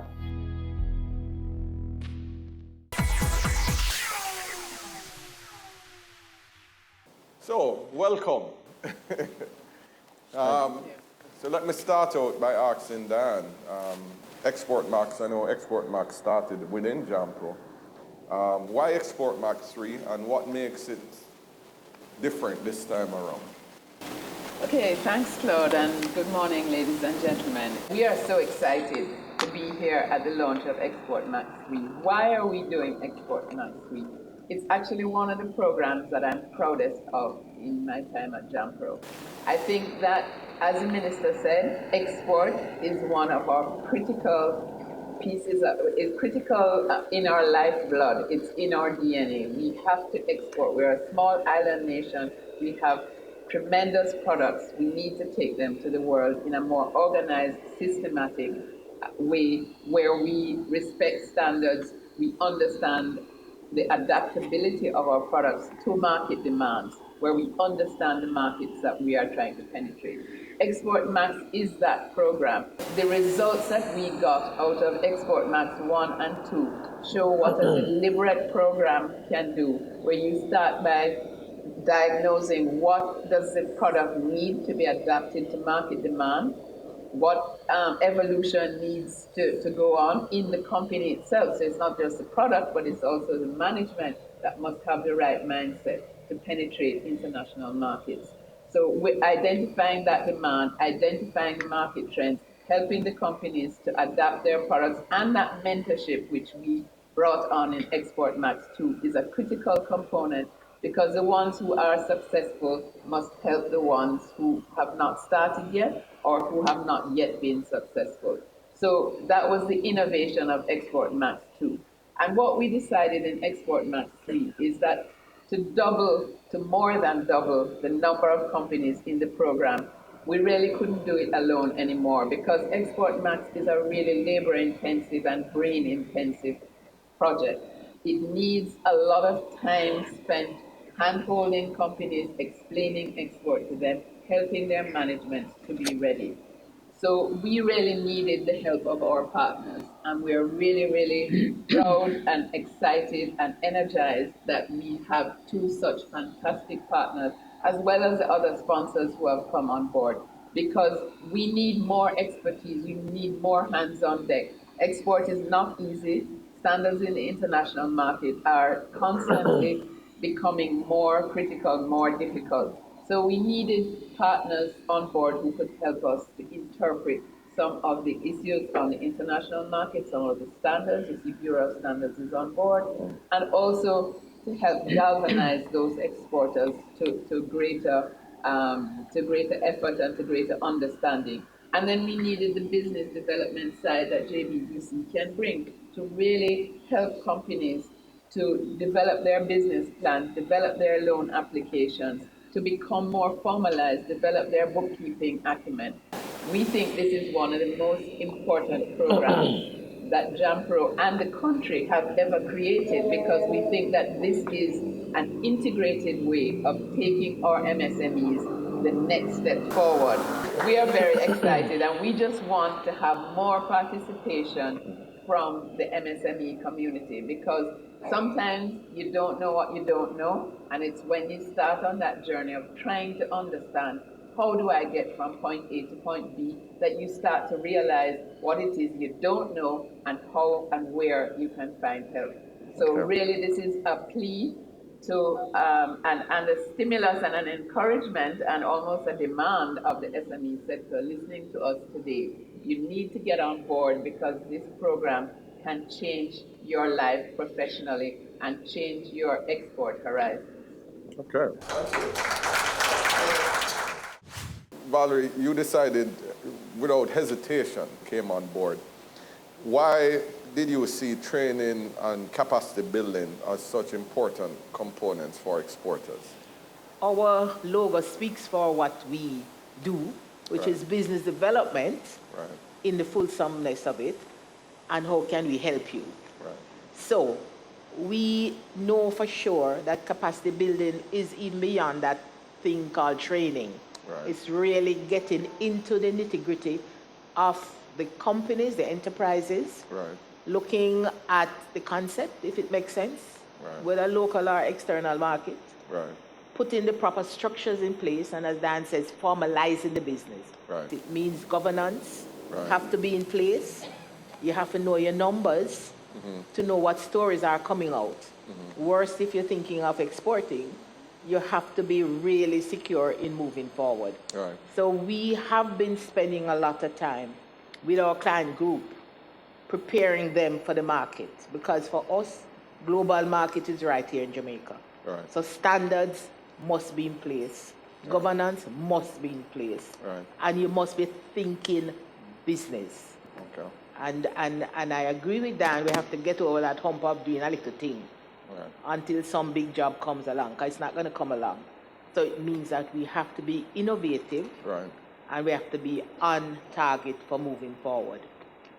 We're going to be looking, as we said, as we had agreed, at all the innovative industries that have the possibilities for export. So food, niche markets, high quality, value-added products, non-food, services, certainly the technology-based industries and the creative industries in all aspects have to be part of that big umbrella. Our mandate is to help them. So even if they come and they're not ready for Export Max, it doesn't mean that they can't be in the passageway. So they need not hesitate. They need to come forward. If they're not in that lane, it means you're going to prepare them for whatever is appropriate. So there is no reason to sit and wonder if. You need to come forward and let us work together and see which lane you are really in. And if you happen to move into this fast track, no, that's wonderful. If not, you're on the way to preparation. Because we must export. Dan keeps saying export. I think we have been in coma because we're waiting to die. When we look at the program, or we look at life, we always like to say nobody born big. We all are a product of training, exposure, and experience. And you almost need all three in the right combination to be successful. So in the area of mentorship and advocacy, I think JMEA coming on board, which will have a portfolio of businesses that are already exporting, play a very important role. So I'd love to hear from you, Metri. Tell us in plain terms, how do you see the JMA supporting this effort and your decision to come on board? Well, when I heard Diane and Valerie speak, I realized that what we have here is a perfect marriage. 2 women and 1 man. No, I'm joking. No, seriously, what we have is a perfect marriage here. Because what we have is the JMEA that has the base of membership. Our membership base is about 400 companies, most of which and many of which are small to medium-sized companies, which is the base that we need. Then we have Valerie, who is going to do the business development process, and then Jumper, that's going to deal with the export market. What we bring to the table is a lot of hand-holding. We are about solving problems and solving issues. So they're going to have issues. There's no question about it. I think one of the ways we could say it is that we're a big brother to the companies, and we hold their hands and we walk with them through the process. We just go, Valerie will take them to a particular stage, and then we will take them from there until we're ready to hand them off to Jampro to really go and do the export. But I wanted to say that the JMEA is fully committed to this program. That's why we have joined. We recognize how important it is. And as Diane said, it is probably one of the most important initiatives that any agency in Jamaica has put in place. The numbers speak for themselves, and we hope to be a part of this process going forward for a long time to come. How does one apply for the program? Could you give some thoughts on that? Thank you. I was hoping you'd ask that question.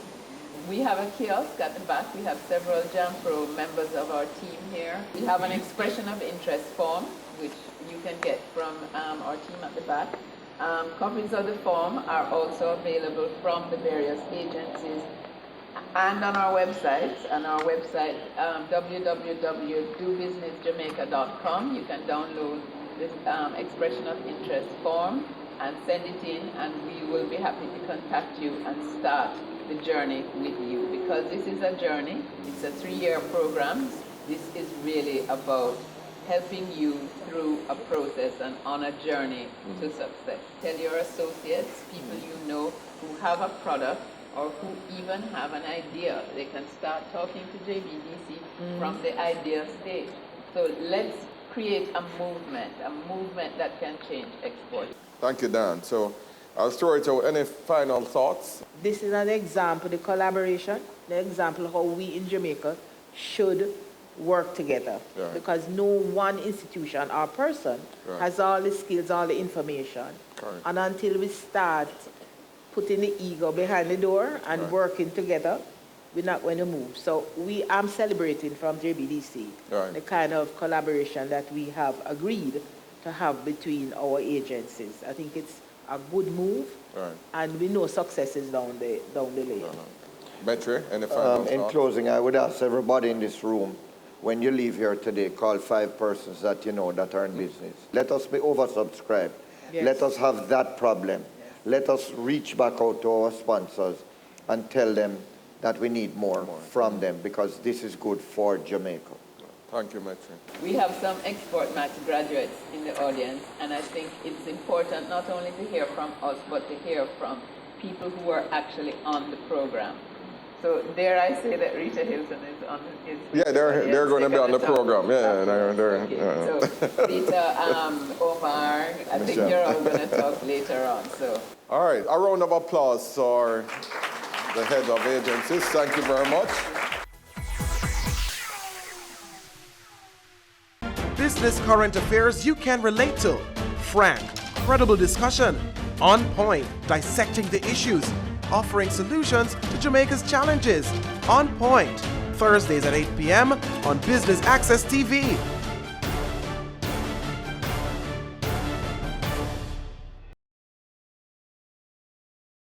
Ready for cable for as little as $100? Ready for no monthly cable bill? Ready for 10 TV channels absolutely free? Then pick up our Ready TV box at authorized stores for $4,500. Hook it up to your TV set, then top it up with Ready Credit for 1, 7, or 30 days. Buy now and get $1,000 free Ready Credit and start watching your favorite shows. Pick it up, hook it up, top it up. Ready TV. Prepaid cable TV when you're ready. Now serving Kingston and St. Catherine. Limited time offer while stocks last. Conditions apply.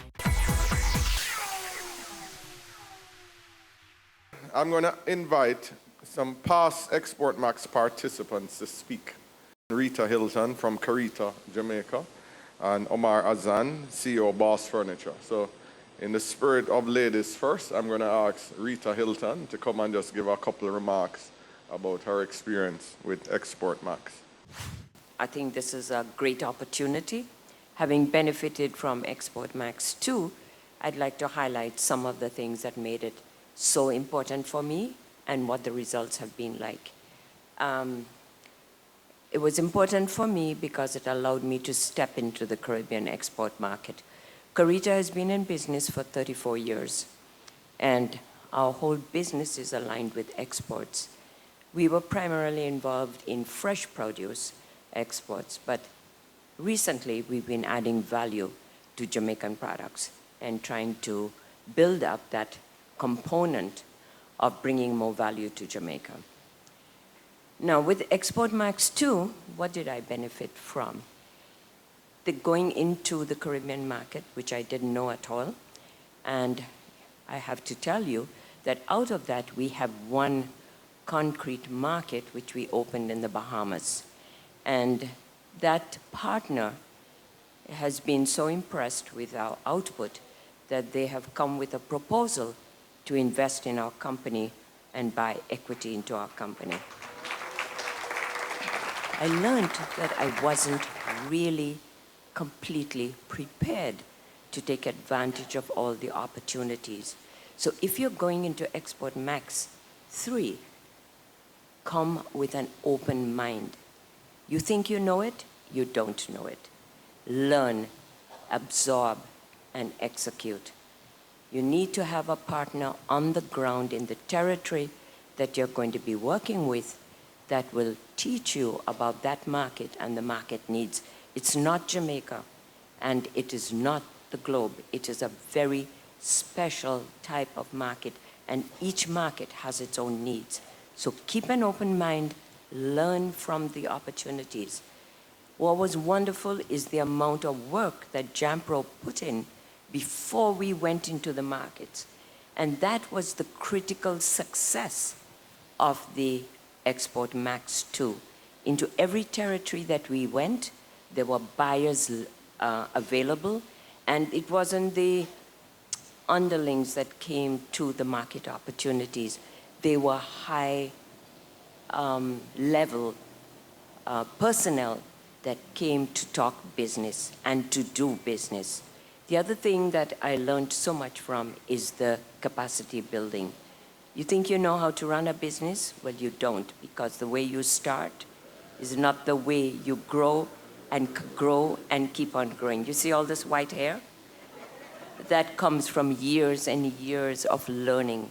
I started as a high school teacher, and our exports have reached close to $3 million US.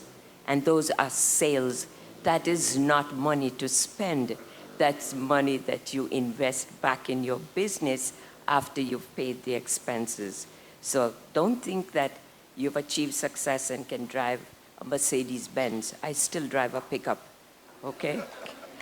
I'll just say that for me, for my company, it's been an amazing experience. The team has been behind. There are times when I wasn't even up to doing some of the things, and they came and sat in my office and said, Omar, listen, we need you to get this thing done.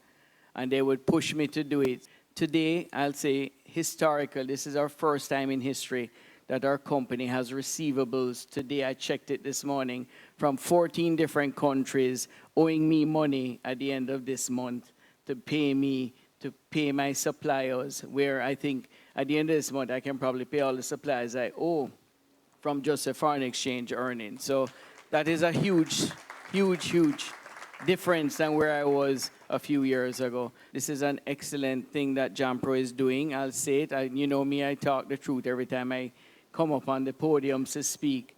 And, you know, we need to just get everybody behind this. Our Jamaican people, our staff in our factories, we need to push our exports to get this country going. Thank you. I am inspired and excited this morning. And I want, on behalf of the entire team, Jampro, JMEA, JBDC, I just want to say thank you all for coming out and hearing this program and participating in this launch. So we're going to take you into the Caribbean, Europe, and the USA to sell your goods and services and to return with those all-important contracts and to deliver on the promise that you would have made to be a champion exporter. I expect this program will be a positive, life-changing experience for you and your businesses. So where do we go from here? The steps are very easy. We are inviting all business owners here to complete the registration expression of interest form. Following the expression of interest, you'll be required to complete a more in-depth application form. The deadline for submission will be January 30, 2019. Final selection of participants will be done by March 15, 2019. And by April, MOUs with all the participants will be signed, and that's when the real work begins. But it will be exciting, it will be fun.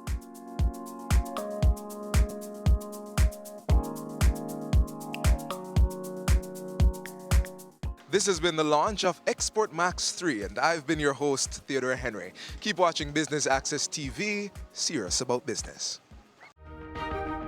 Do you want to build your company's capacity or export your products or services to new global markets?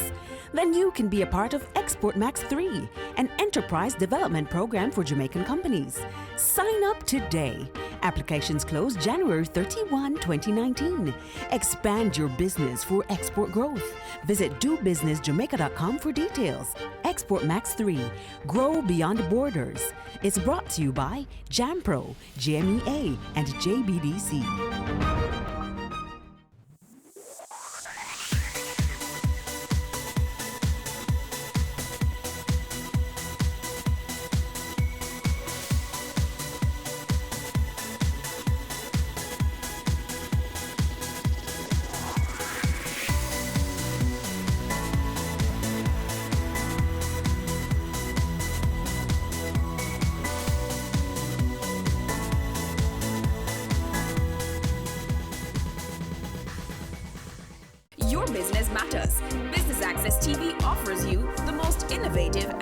effective advertising solution for your business, specializing in B2B sales, cost-effective solutions, the customers you want, the repetition you need. No matter the size and nature of your company, your business matters. Call us at 876-618-2870 or email us at sales@batvja.com. Business Access TV, serious about business. They say it takes a village to raise a child, but the world will one day need the leadership of that child. The time you spend with your child matters. It stimulates their minds and shapes the way they act. Talk with your children. Help them to better understand the world around them and to value what is truly precious. Above all, the most valuable gift you can give them is love. Play, talk, teach, love. Take the time. It makes all the difference. A message from the Parenting Helpline and Ad Council Jamaica.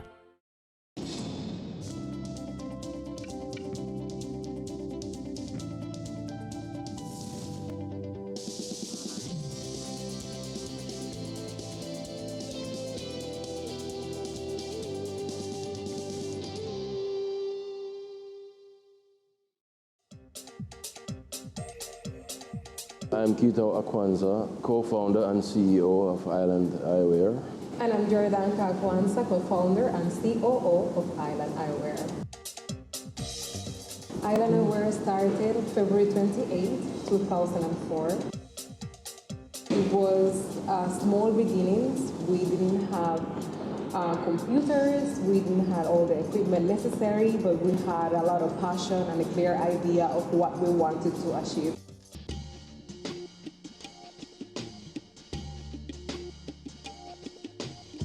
I had some previous work experience as a youngster. I had experience working in a syrup factory for one of my uncles, and my other uncle I work with, he's an ophthalmologist, so I ended up working in his laboratory for some time, you know, summer jobs and so. I ended up working for my mother. She had a small store there in New Kingston called New Kingston Optical.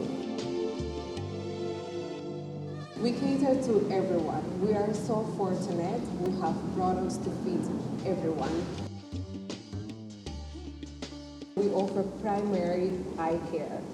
That is basically refractions to the eyes to determine if you need eyeglasses or not. We do offer complete lab service.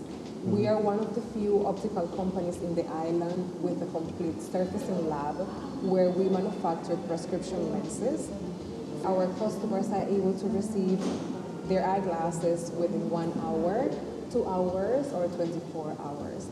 We also have a wide variety of frames, varying from $1,400 to $5,900, and that is our factory direct collection designed to cater for everyone. And we also have brand names, very popular designer frames. We have a wide variety of prescription lenses. Sensation is one of our most popular brands of lenses that are photosensitive. They turn dark in the sun. We also offer upgrades as anti-reflective coating, polycarbonate that are very, very popular and help to protect your eyes from things like glare and UV. The money came from an investor / a business partner and family member. My mother had some savings, just enough to get us started with the business. We had to prioritize when it comes to what to do with the money. I said the money wasn't that much. We basically did the renovations for the store with the cheapest material possible. We bought some the important equipment, the ones that you can't do without. You're an eye care, so you have to have the best equipment to deal with the eyes. As Jordan mentioned, we didn't have computers because we didn't really need them at the time, just starting out. So without the profits, we wouldn't be able to grow as we have. We've recently been growing quite fast. We depend on the profits for that. We get requests through various portals. We get phone calls, we get requests on social media mainly. We also have a team that goes to several locations where we don't have stores to promote. And we just listen to the people and what the people want and where they want us. We recently opened a store in Moran Bay, and Our customer base in Mora Bay is just so lovely, and they welcome us to the town, and they were so happy to have us, and we were so happy to be there to serve them. Our locations definitely help.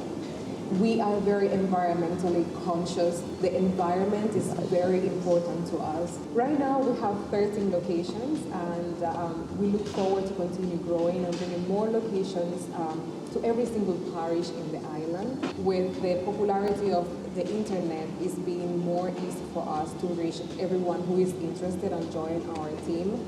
We have a website where persons submit the applications. After that, our HR manager, who is our right hand in the hiring process with over 15 years of experience, goes through a selection based on qualifications, education, experience, interpersonal skills, and the ability to be able to change, evolve, and be a team player.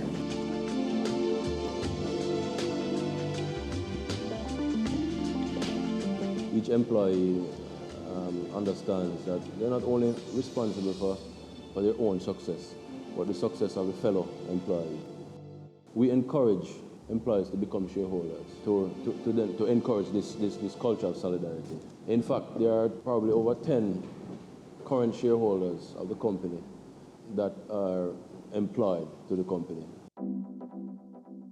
On a typical day, being a couple, we work together, we live together, we start our day very early. We head to the office, and we have children that we have to take to school. You'll be surprised, but some days we don't even see each other because he's dealing with a section of the business and I'm working with another part of the business. So we will head to our headquarters, and I will run over all the different things that happened the day before and what we need to achieve for that day, and that has to do with operations. I mean, basically, we really have nobody. We don't have the luxury of somebody to tell us or remind us of what is to be done in a given day. So we have to really have a certain discipline and presence of mind and alertness about what we're trying to achieve. Mm-hmm. We have to try to prioritize for each day, because you can become overwhelmed by a lot of different things. Yeah. Basically, we start at 9 to 6 p.m. Mondays to Fridays, and 10 to 3 p.m. on a Saturday, and we adjusted from there after we have gotten a feedback from our customers and get a better feel of the area that we are located at. Being an entrepreneur has its ups and downs, like everything else in life. I mean, it's quite encouraging when you see people grow, people you have met grow in a positive direction, and the disappointments are often also when you see people take the bad direction. The fact is that being an entrepreneur, you have a lot of encounters with people. You meet a lot of people as you try to build a team. So you probably you're going to end up with more instances of these things, encouragement and also disappointment. It has affected us in a positive way, where we have a bigger reach to people and we're able to make a bigger impact on persons that we encounter in life, whether it's through the business or whether it's through offering them the service that we're here to offer. And it also has, in some way, had a little of a downfall because we don't get the family time that we ideally should have. It's that balance, work, family, work, life. It doesn't really exist. We don't really visualize it. So it's just being able to spend more family time together that we have been missing. But hopefully, as time goes along and our team grows and we're able to delegate more, we'll be able to enjoy that side of being an entrepreneur as well, which is the ideal freedom of time.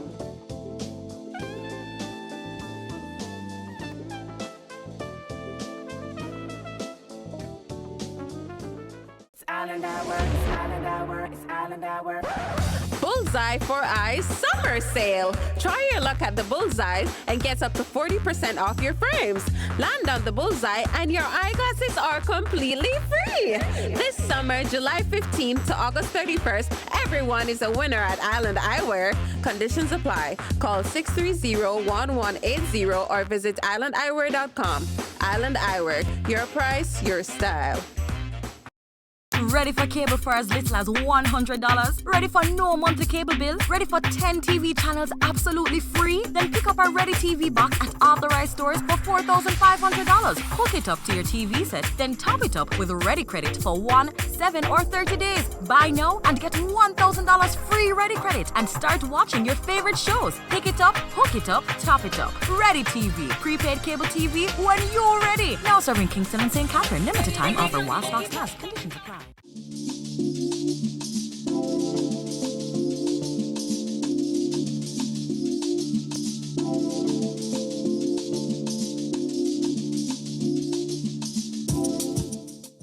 We are very aware of our surroundings and we take from everything. And we are very open-minded to everything. So we might get suggestions from a customer that come into the store and we will just go ahead and apply it, implement it to our business. And we also hear from our team members. They are the most valuable asset that we have. And when it comes to giving us feedback and ideas on how to be more efficient, we have found throughout the years that the best way to build a successful customer base is through customer service. Once the customer service is perfect, once we're able to delight our customers, they will be our customers for life. Also, giving back to the community has proven very effective to building our customer base. One of the challenges that it don't really stop us from our from what we want to achieve. And I'm sure every single entrepreneur in Jamaica is facing this, is the lack of trust and the lack of support from lending companies. If you have a business, it is very difficult to find support from lenders. Even though we didn't depend on them, it would have helped us reach more people. Apart from that, also the fact that Jamaica is not equipped with schools for our field. There is no schools to educate people on how, for optometry based jobs. That's another challenge that we face. But then again, we don't let challenges stop us from what we want to achieve and how we want to do it. We always find our ways to be able to bring service to customers. So we have taken profitability from our company to grow our business. We have applied intensive training to our teams to help them learn more and educate more, so we offer perfect service to our customers. As an entrepreneur, there are no failures. You fail when you stop. There's no way to prevent mistakes. We try our best, but mistakes will always happen. How you deal with the mistakes, though, is really what tells what you're all. It is what tells what you're all about. If you are willing to stand behind your mistakes and correct them. I mean, I've seen Jordy done so much in that regard. Whenever we drop the ball, and we're ever so understanding of the fact that there is somebody who is affected by this mistake, and they're not going to sympathize with our shortfalls. So we just have to make it right. Yeah. I mean, Jordy can tell you more about that. With the damage control now, we start from insertion. We start from the core.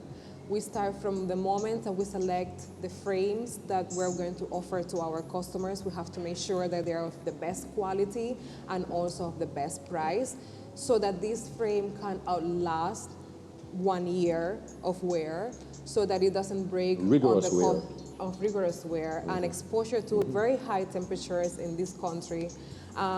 So From the core, from the selection process up to the delivery, we use every single step as damage control. If by any chance anything was to happen, and we know that things can go wrong, we always work with our customers. The satisfaction of our customers is our priority, and we always go above and beyond to keep them happy, to make sure that they are satisfied. We prefer to put people, our customers, over our profits. So even if it might represent a loss to the company, we always go above and beyond for them.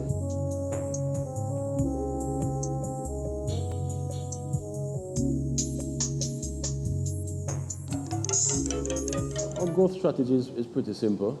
We grow towards our customers. First of all, we make it very well known what we do. And then we start getting requests. Oh, do you guys have a store here? Do you guys have a store there? We listen. As the requests pile up, we grow towards those requests. For long term now, we have just implemented our plan to achieve energy independence for our company. We began installing solar panels. In fact, some of our laboratories already run on them. One of our labs, our main lab, runs solely on solar power, so we are off the grid. And we plan to achieve this over the long term. Every store, every part of our process will be off the grid.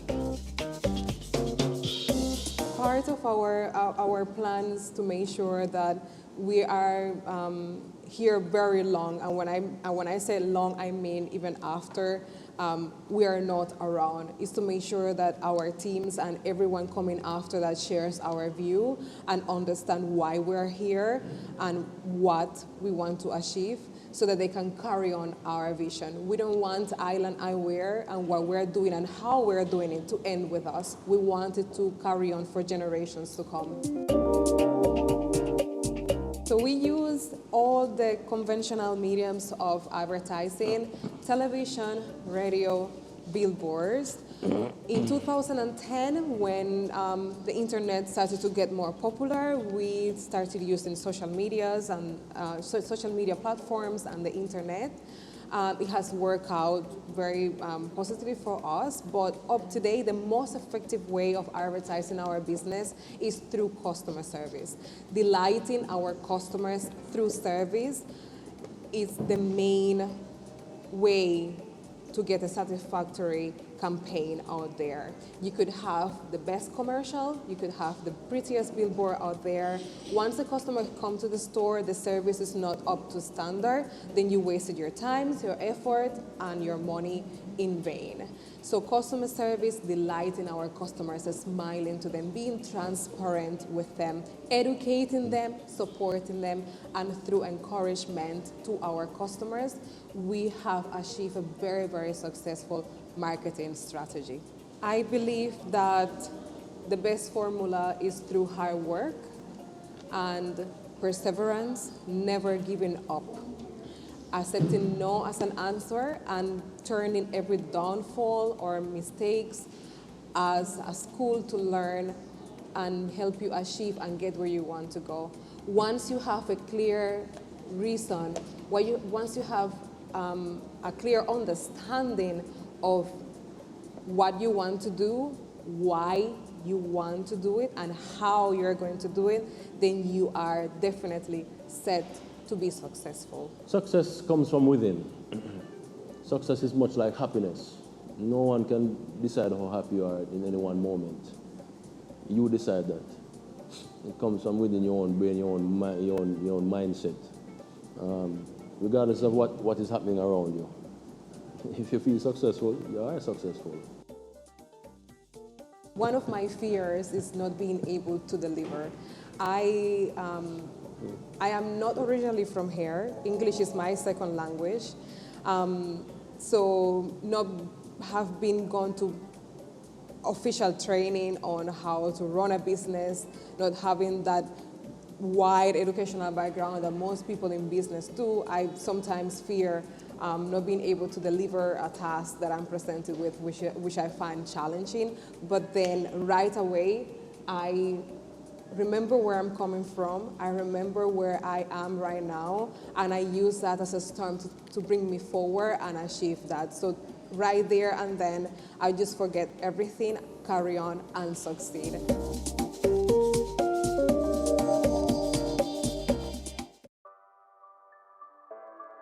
Sundays at 4:30 p.m. It's all about Home Sweet Home. Get your half-hour dose of the business of real estate, from laws and concepts to reality, building, buying, or renting. Or what about trends in decor or renovations? Home Sweet Home will keep you up to date.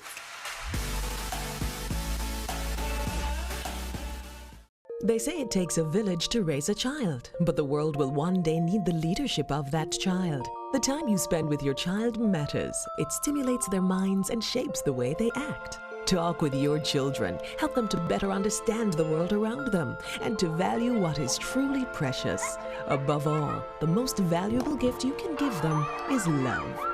Play, talk, teach, love. Take the time. It makes all the difference. A message from the Parenting Helpline and Ad Council Jamaica.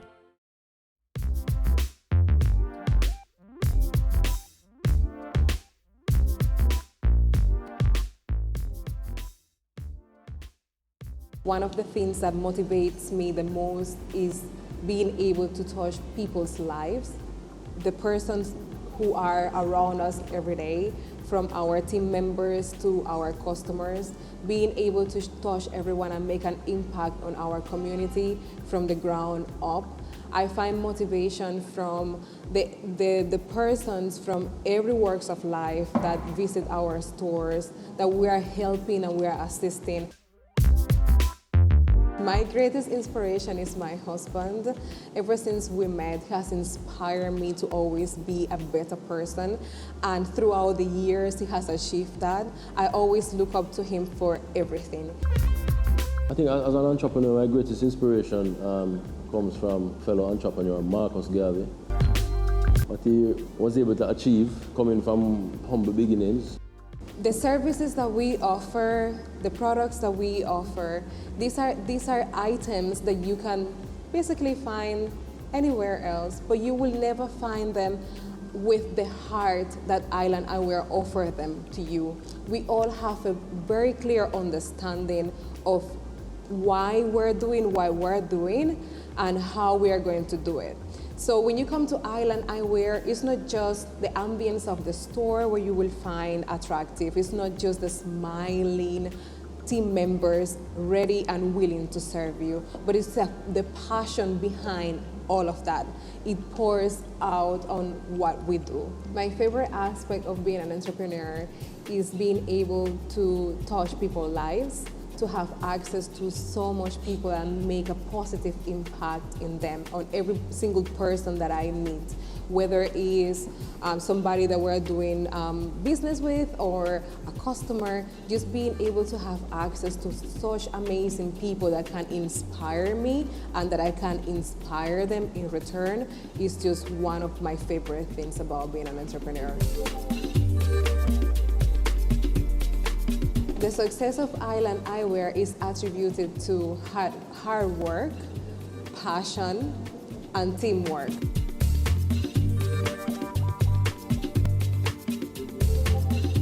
Well, one of my most satisfying moments I could recall, is when we just successfully set up our first laboratory. When we started this business, we didn't have our own lab, so we had to use outsource lab work. So when I decided to do that and we actually did it, it was quite satisfying.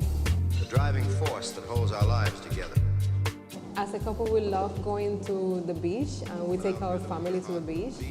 And one of my hobbies is paddle boarding. So I enjoy taking my 11-foot long board to the beach on weekends and just drifting away.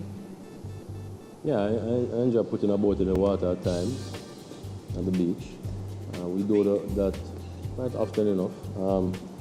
I also tinker with, older cars. I'm a gearhead. I dabble in construction. I enjoy that. I play golf.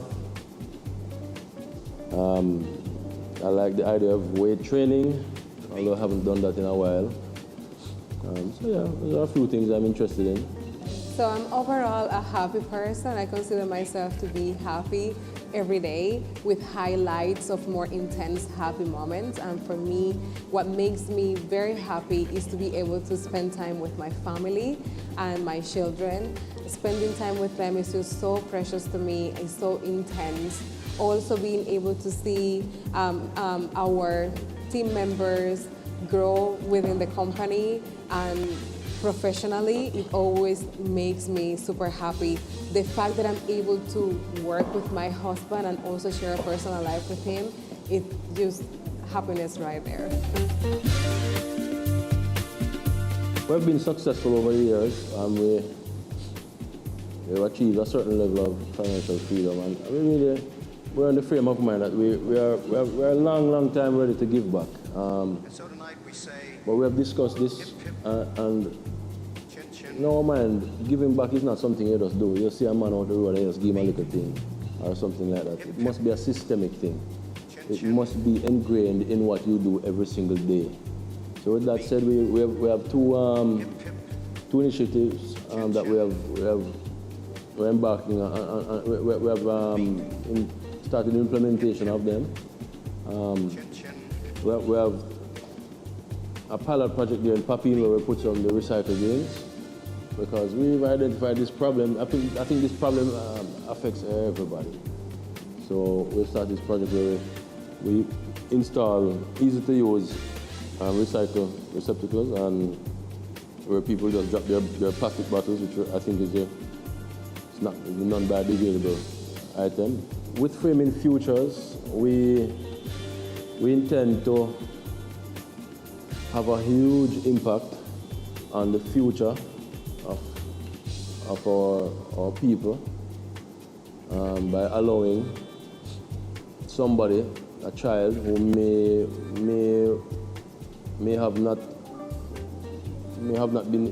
would not have been able to achieve to their fullest just because of impairment, vision impairment.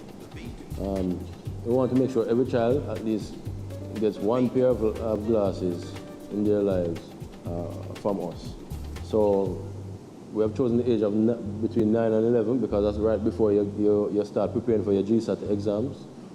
We will be giving eyeglasses to every child who needs one.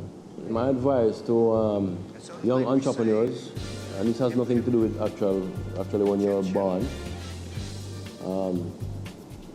If it's a young idea in your head, just get it done. Go ahead and do it. And you will only have failed when you stop. So you get to decide when you fail. While you're doing it, you will be successful, in my view. Another important thing to understand as an entrepreneur, the most important thing is that to be successful, you must understand that you will not be able to do it on your own. I think that's one of the most important things to understand. You must be able to form relationships, and that is mutually beneficial, relationship with other people. But you won't be able to do it on your own.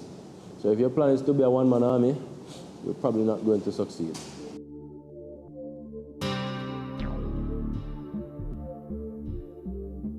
One of the best advice I can give to young entrepreneurs or anybody who is thinking or planning on starting a new business is to stop thinking, stop planning, and just go ahead and do it. Take action. Make sure that you follow your heart, and whatever it is that you embark yourself to do it with passion, and to have a clear reason why and a clear understanding why you want to do what you want to do. Work hard, and work even harder.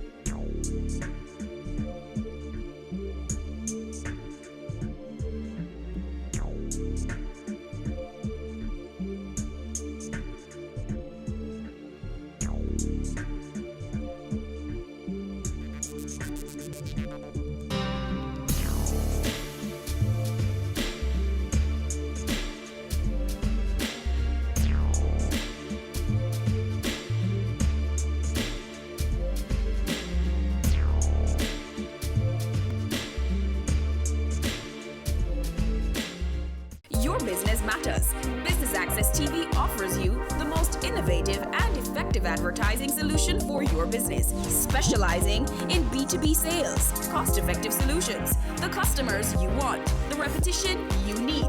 No matter the size and nature of your company, your business matters. Call us at 876-618-2870 or email us at sales@batvja.com. Business Access TV, serious about business.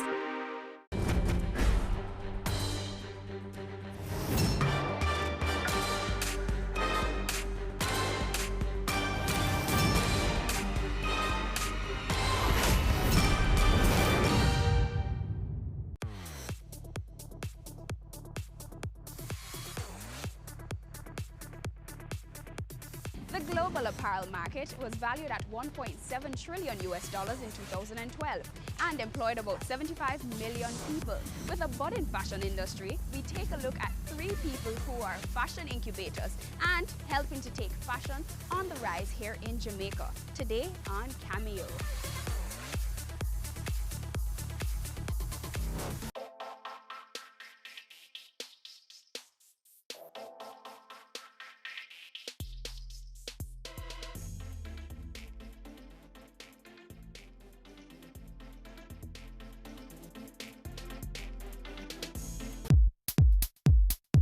Hello designers, welcome to the catwalk.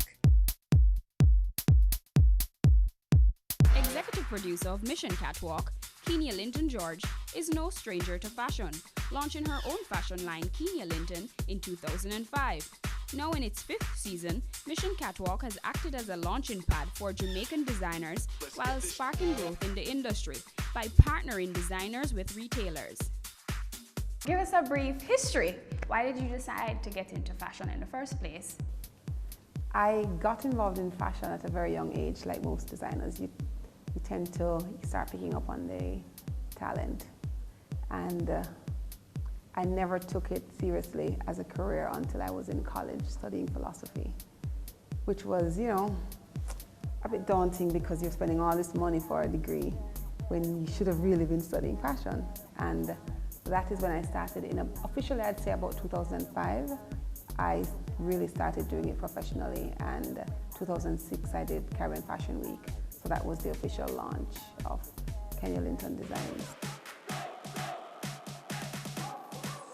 For you to come about with Mission Catwalk, like what was missing? When America's Next Top Model was really hot, I thought, you know, it would be nice to have something like this for fashion designers where you could promote the designers and have great prizes to help their career. And then Project Runway came about, and I became very active in the fashion cluster to, you know, promote fashion designers. And I thought, you know, something like a Project Runway here would be very good. We tried to get the franchise, but it was very difficult because Jamaica is a very small market, and we can't support the millions and millions of US dollars that is required to put on a production like that.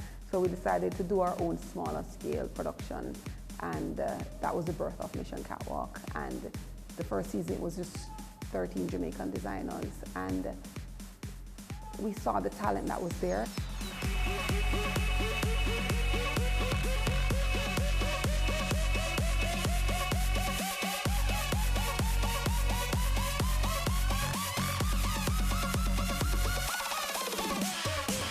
Now this will be the Fashion Innovation Challenge. So tell me about the competition itself. How does it work and what do they win? It's a typical reality TV show / competition where you have different prizes that you sign up to win. We have 12 designers. We give them a challenge at the beginning of the show. I'm the host, so I'm the one who gives them the challenge. I'm the one who delivers the verdict, so they love me and hate me at the same time.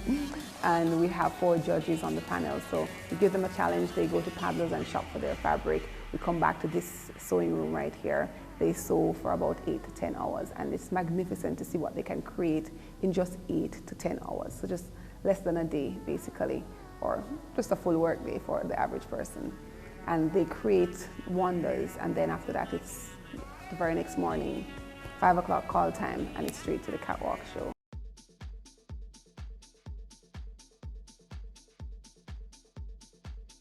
What would you say is most important in Mission Catwalk acting as a launching pad for these emerging designers? Overall, I would say it's a full grooming package for them, preparing them for the industry.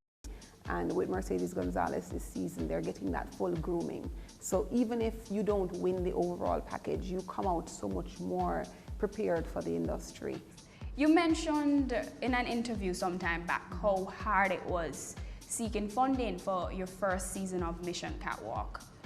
It was difficult. It was a new TV show, so being a new program, it's even more difficult to get funding. And it's become easier over the years, and we've also had to find ways to cut costs.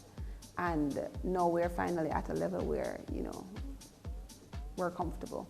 And even in the fashion industry, for designers who are trying to start up their clothing line, it's difficult to find funding, and not everyone can afford to go to the bank for a loan. They don't have the collateral and so forth.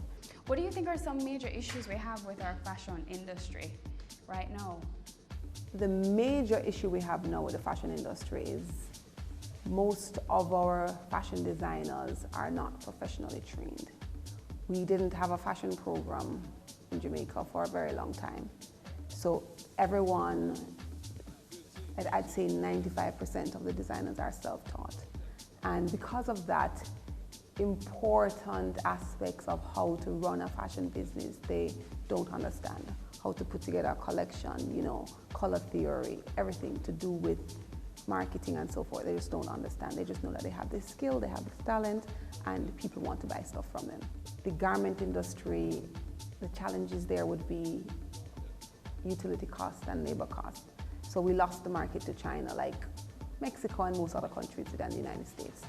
And that was a challenge for us. The industry took a blow. What would you say are some opportunities that now exist in the fashion industry, especially here in Jamaica?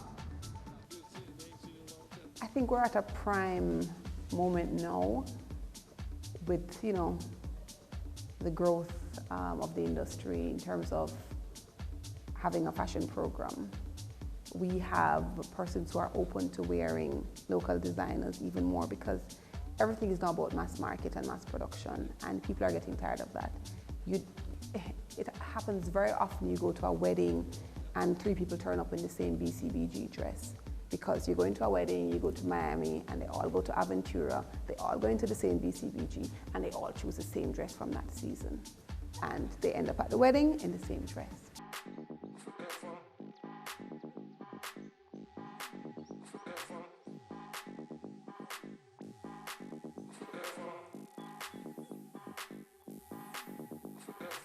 Tell me about your relationship with Designers Guild and what exactly is it that they do? Well, the Designers Guild is a professional non-profit organization that really looks out for the interest of Jamaican designers.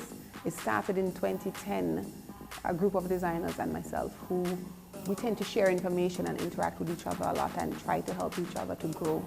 And we thought, you know, there really wasn't a body that really was looking out for us or benefiting us at that time.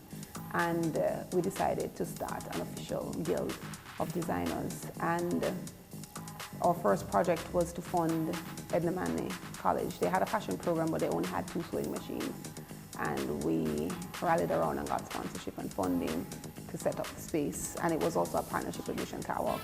Tell me about future plans, not only for Mission Catwalk, but Designer Guild. Future plans for the Designers Guild would be to continue to represent the interest of local designers. We want to partner with international bodies to, you know, create international synergy and more opportunities for our designers.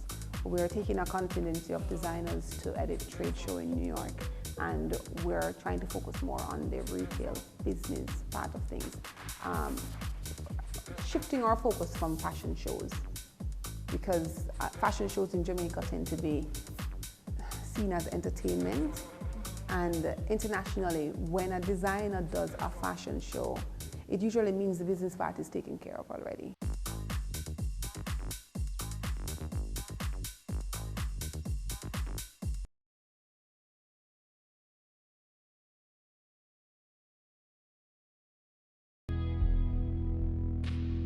All human life is precious. Respect life. No more senseless killings. no more.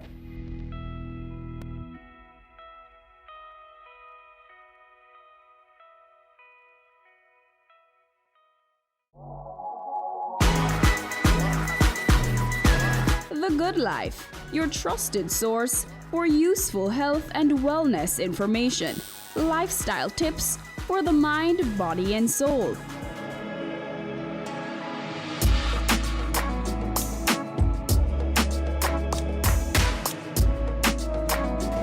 Tune in Tuesdays at 8:30 p.m. on Business Access TV.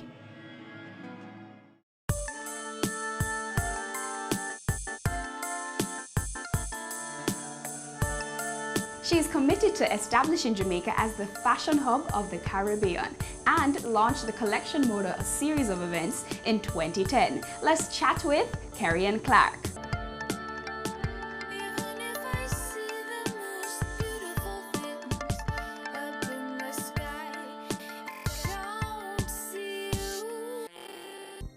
So you attended the Parsons School of Design. Tell me about your background. I have always had an interest in the fashion industry, and I am one of these people who believe that you should find out what you're passionate about and pursue your dream. So, staying true to that mantra, I wanted to study in Paris because Paris is the fashion capital of the world. So I did a little research, found out that Parsons School of Design had a campus in Paris, applied, as accepted, and at age 18 I went to study fashion at Parsons School of Design, which is one of the most prestigious fashion schools in the fashion capital of the world. Having studied in Paris for 5 years, the school allowed us to to attend multiple fashion shows of like fashion bigwigs. I'm talking about the Versace's, the Yves Saint Laurent, the Christian Lacroix. We also attended trade show platforms from like textile manufacturing to clothing manufacturing to anything that industry insiders needed to know. And then of course, being in Paris, we had to, as a part of our curriculum also, attend the opera, go to museums, and it was just an amazing experience. I would like honestly say it was one of the most fascinating experiences thus far in my life.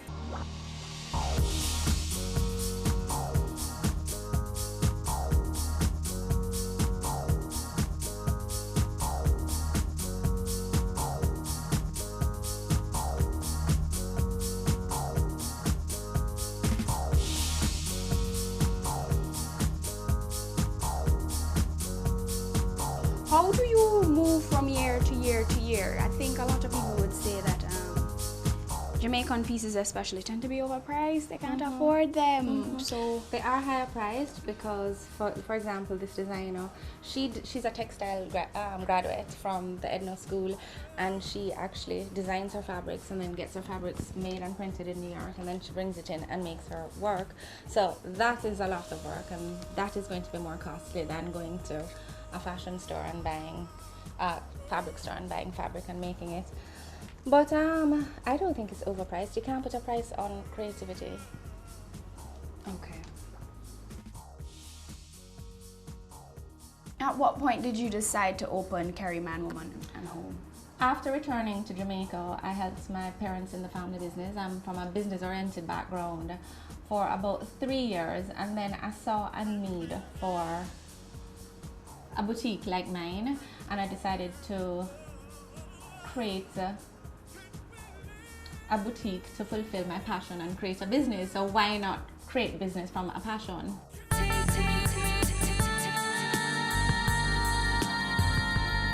At what point did you transition from Kerry Man, Woman and Home to the Collection Motor?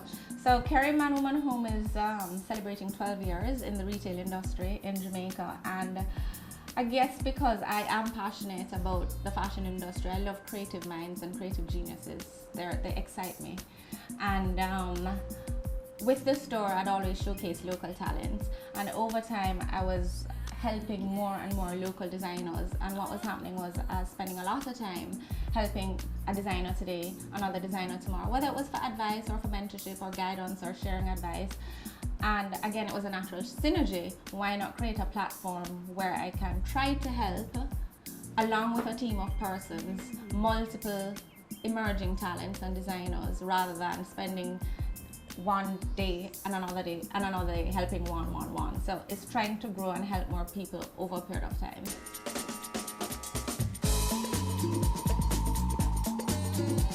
So let's get into the collection model. What exactly is the collection model? So the collection model, as I said, was born from me seeing the need to assist, to share knowledge and so forth. And the mandate of the collection model is to provide a platform for creative talent, not just fashion designers, but creative talent in Jamaica and eventually in the region, in the CARICOM, and help to give them a platform. So it's not a fashion show only, it consists of a series of events.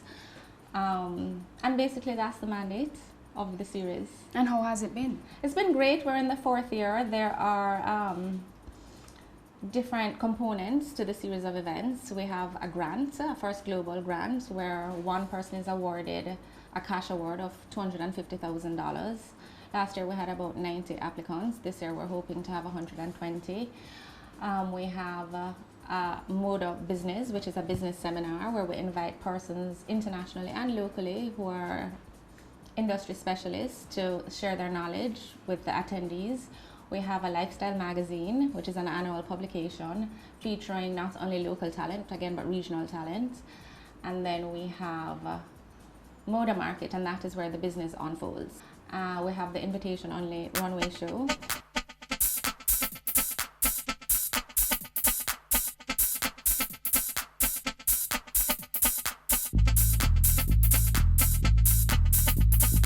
What challenges would you say that you face each staging of the collection model?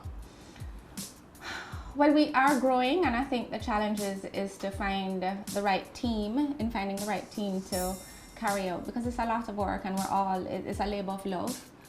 And obviously it's not going to happen overnight. As I said, we're in the 4th year. We have seen steady growth from year to year, whether, especially with Moda Market. And Moda Market is what we want. Our aim with Moda Market is for it to be the regional platform for emerging talent.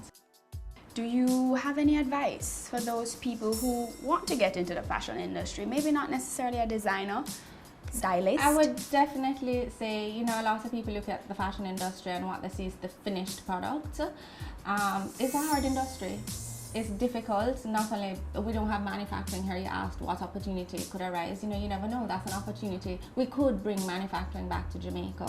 If not, we could work with the other CARICOM islands and see how we could manufacture and have the free trade amongst ourselves. But that is an opportunity. But I definitely would say it is not an easy industry. It's a lot of work. It is planning. It takes dedication. You have to be organized because it's an industry that operates 6 months in advance.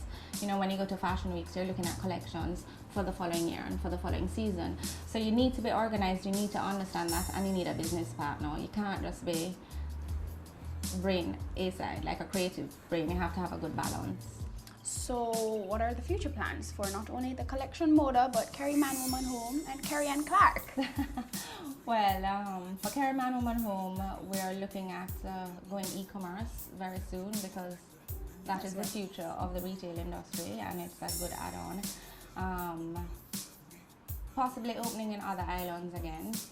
And for the collection mode, as I said, our grand vision, for Kerry Man Woman Home, I travel, I'd say, several times a year to various trade shows, New York, Vegas, Atlanta.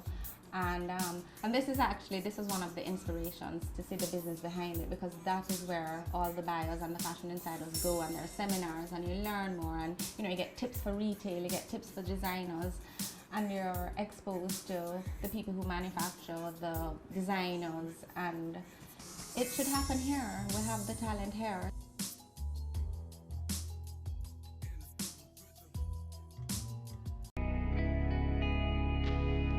Our women are the backbone of our society. They deserve to be protected and respected. Domestic violence is not okay. Speak up and speak out. No more violence against women.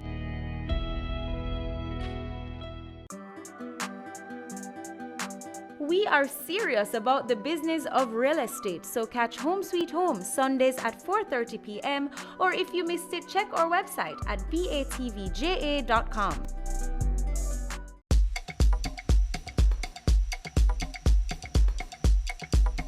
Lauralee Jones is the head of the Textiles and Fiber Arts Department here at Edna Manley College. She'll talk to us about how their fashion program is acting as a fashion incubator.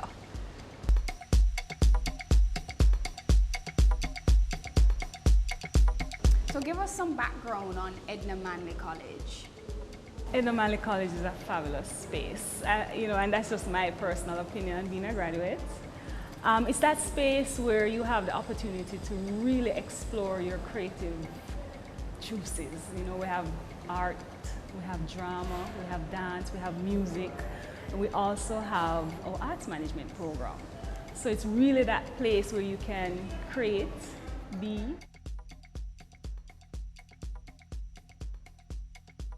At what point did Edna Manley College feel that it was necessary to have their own fashion-related type programs like the textile and fiber arts? The program is still relatively new. We're having our second batch of graduates this year. But the process that got that in train was a longer process because, of course, you had to write the courses for the program. So that, I would say, maybe was going on for about 4 years prior. And then the program came on stream and we had the first set last year. It's a 4-year program, BFA, 4 years. And then we have our second set this year. So we're really still in the baby stages.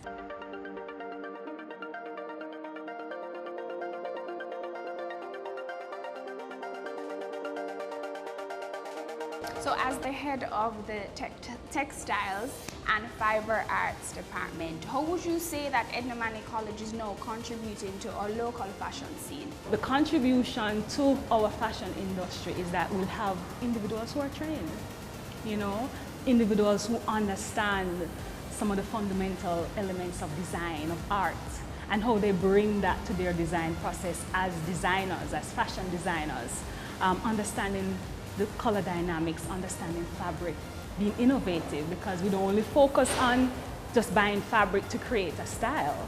You can make your own fabric, you can print your own fabric, you can dye your own fabrics. And that's the unique feature that Edna Manley brings to the program. We have a number of different people here locally who are trying to turn Jamaica in a fashion destination. They're trying to put Jamaica on the map. What would you say is some key important things that need to happen in order for that to become a reality?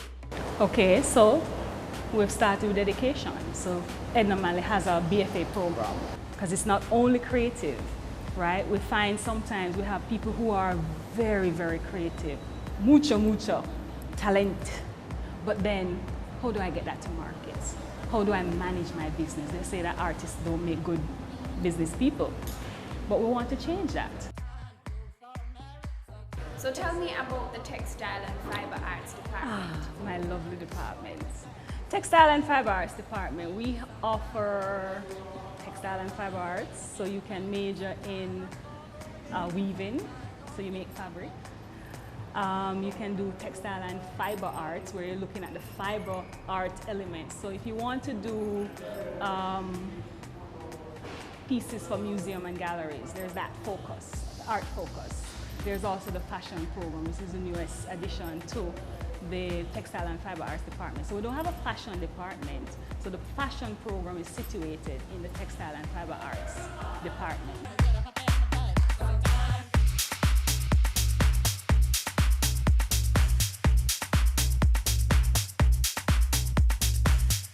What do you think can be done from a government standpoint to, I guess, invest more in our fashion industry here and make it more profitable for stakeholders across the board?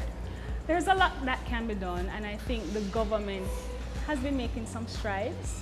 So as I said, JBDC with its IRC, there is an initiative that's coming through the Ministry of, through JAMPRO's office, the Ministry of Investment, I can't remember the exact ministry now, And so they have a group of fashion designers and others who are looking at some programs to help strengthen, to build out that value chain.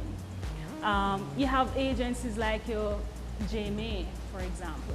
So there are pockets of associations and business advisory groups that are there.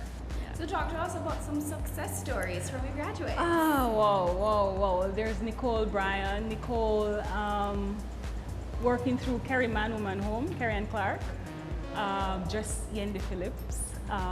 She had some major thing in Canada. So Nicole was able to be the one who created her designs for this fabulous interview. Kerry is also working with some of my graduates this year and looking at projects for Tessan. So I think there is Makeda who did something for Tessan, and Julianne Walker who also did something for Tessan. I want to see people come to Jamaica. I want to see buyers coming to Jamaica and scouting out for new talent, for new collections to showcase in their stores overseas. Yeah, and I speak about overseas because our market is small. Jamaica is small. 2.5 million. It's not enough for all the creativity that is here. So we have to look. I speak of the global space. We have to look out, right? And if we're really going to contribute to GDP, we need to be exporting more of our products to the rest of the world. So in regards to your fashion program here, what does Edna Manley College plan to achieve with it? The program is growing, so I think if we look at an achievement, one of the things we wanted to see was growth. And I do have more and more students coming in who are coming in specific for the fashion, so that in itself is growing. Well, what we plan to achieve is, as I said before, having trained designers, fashion designers. The focus is heavily, of course, on design. We hope that the program will build out where we can get stronger on the business side of fashion, so that brings a better balance. So I'm creative, but I'm also understanding the business side.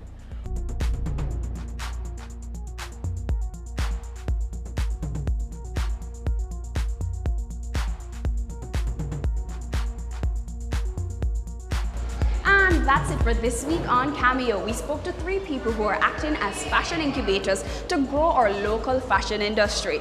I'm Amita Prasad Webb. Until next time, see you later.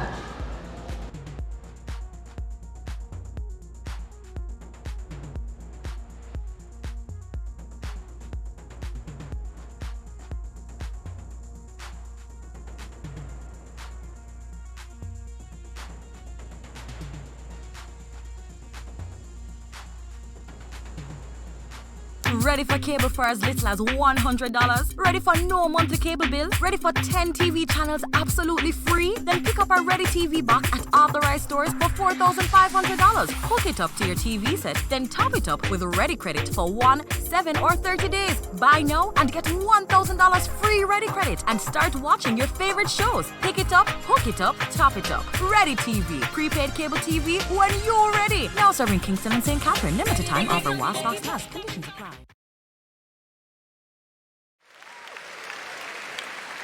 I do have a dream, and I know you have a dream, that we can make Jamaica the place of choice for you to choose to live, to work, to do business.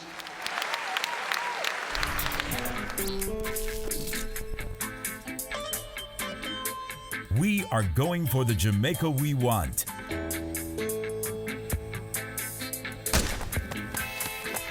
Making steady progress to achieve the Sustainable Development Goals in our National Development Plan, Vision 2030 Jamaica. We have teamed up with valued partners, working through strong institutions to reduce inequalities in our society. We commit to being responsible in our production and consumption, ensuring we build sustainable communities in harmony with nature. Jamaica is making significant strides in providing quality, lifelong education for all, enabling our people to be engaged in decent work to drive economic growth, equipping men and women with the skills to build resilient infrastructure, promote sustainable industry, foster innovation and utilize new technologies. Urgent action is being taken to manage natural resources responsibly, protecting clean water sources, ensuring access to water and sanitation for all, diversifying to alternative energy sources, conserving our environment and sustaining life below water and on land. Jamaica is making moves to ensure healthy lifestyles for the well-being of our people. We're promoting sustainable agriculture to achieve food security, improve nutrition, and end extreme hunger, putting in the work to end poverty in all its forms.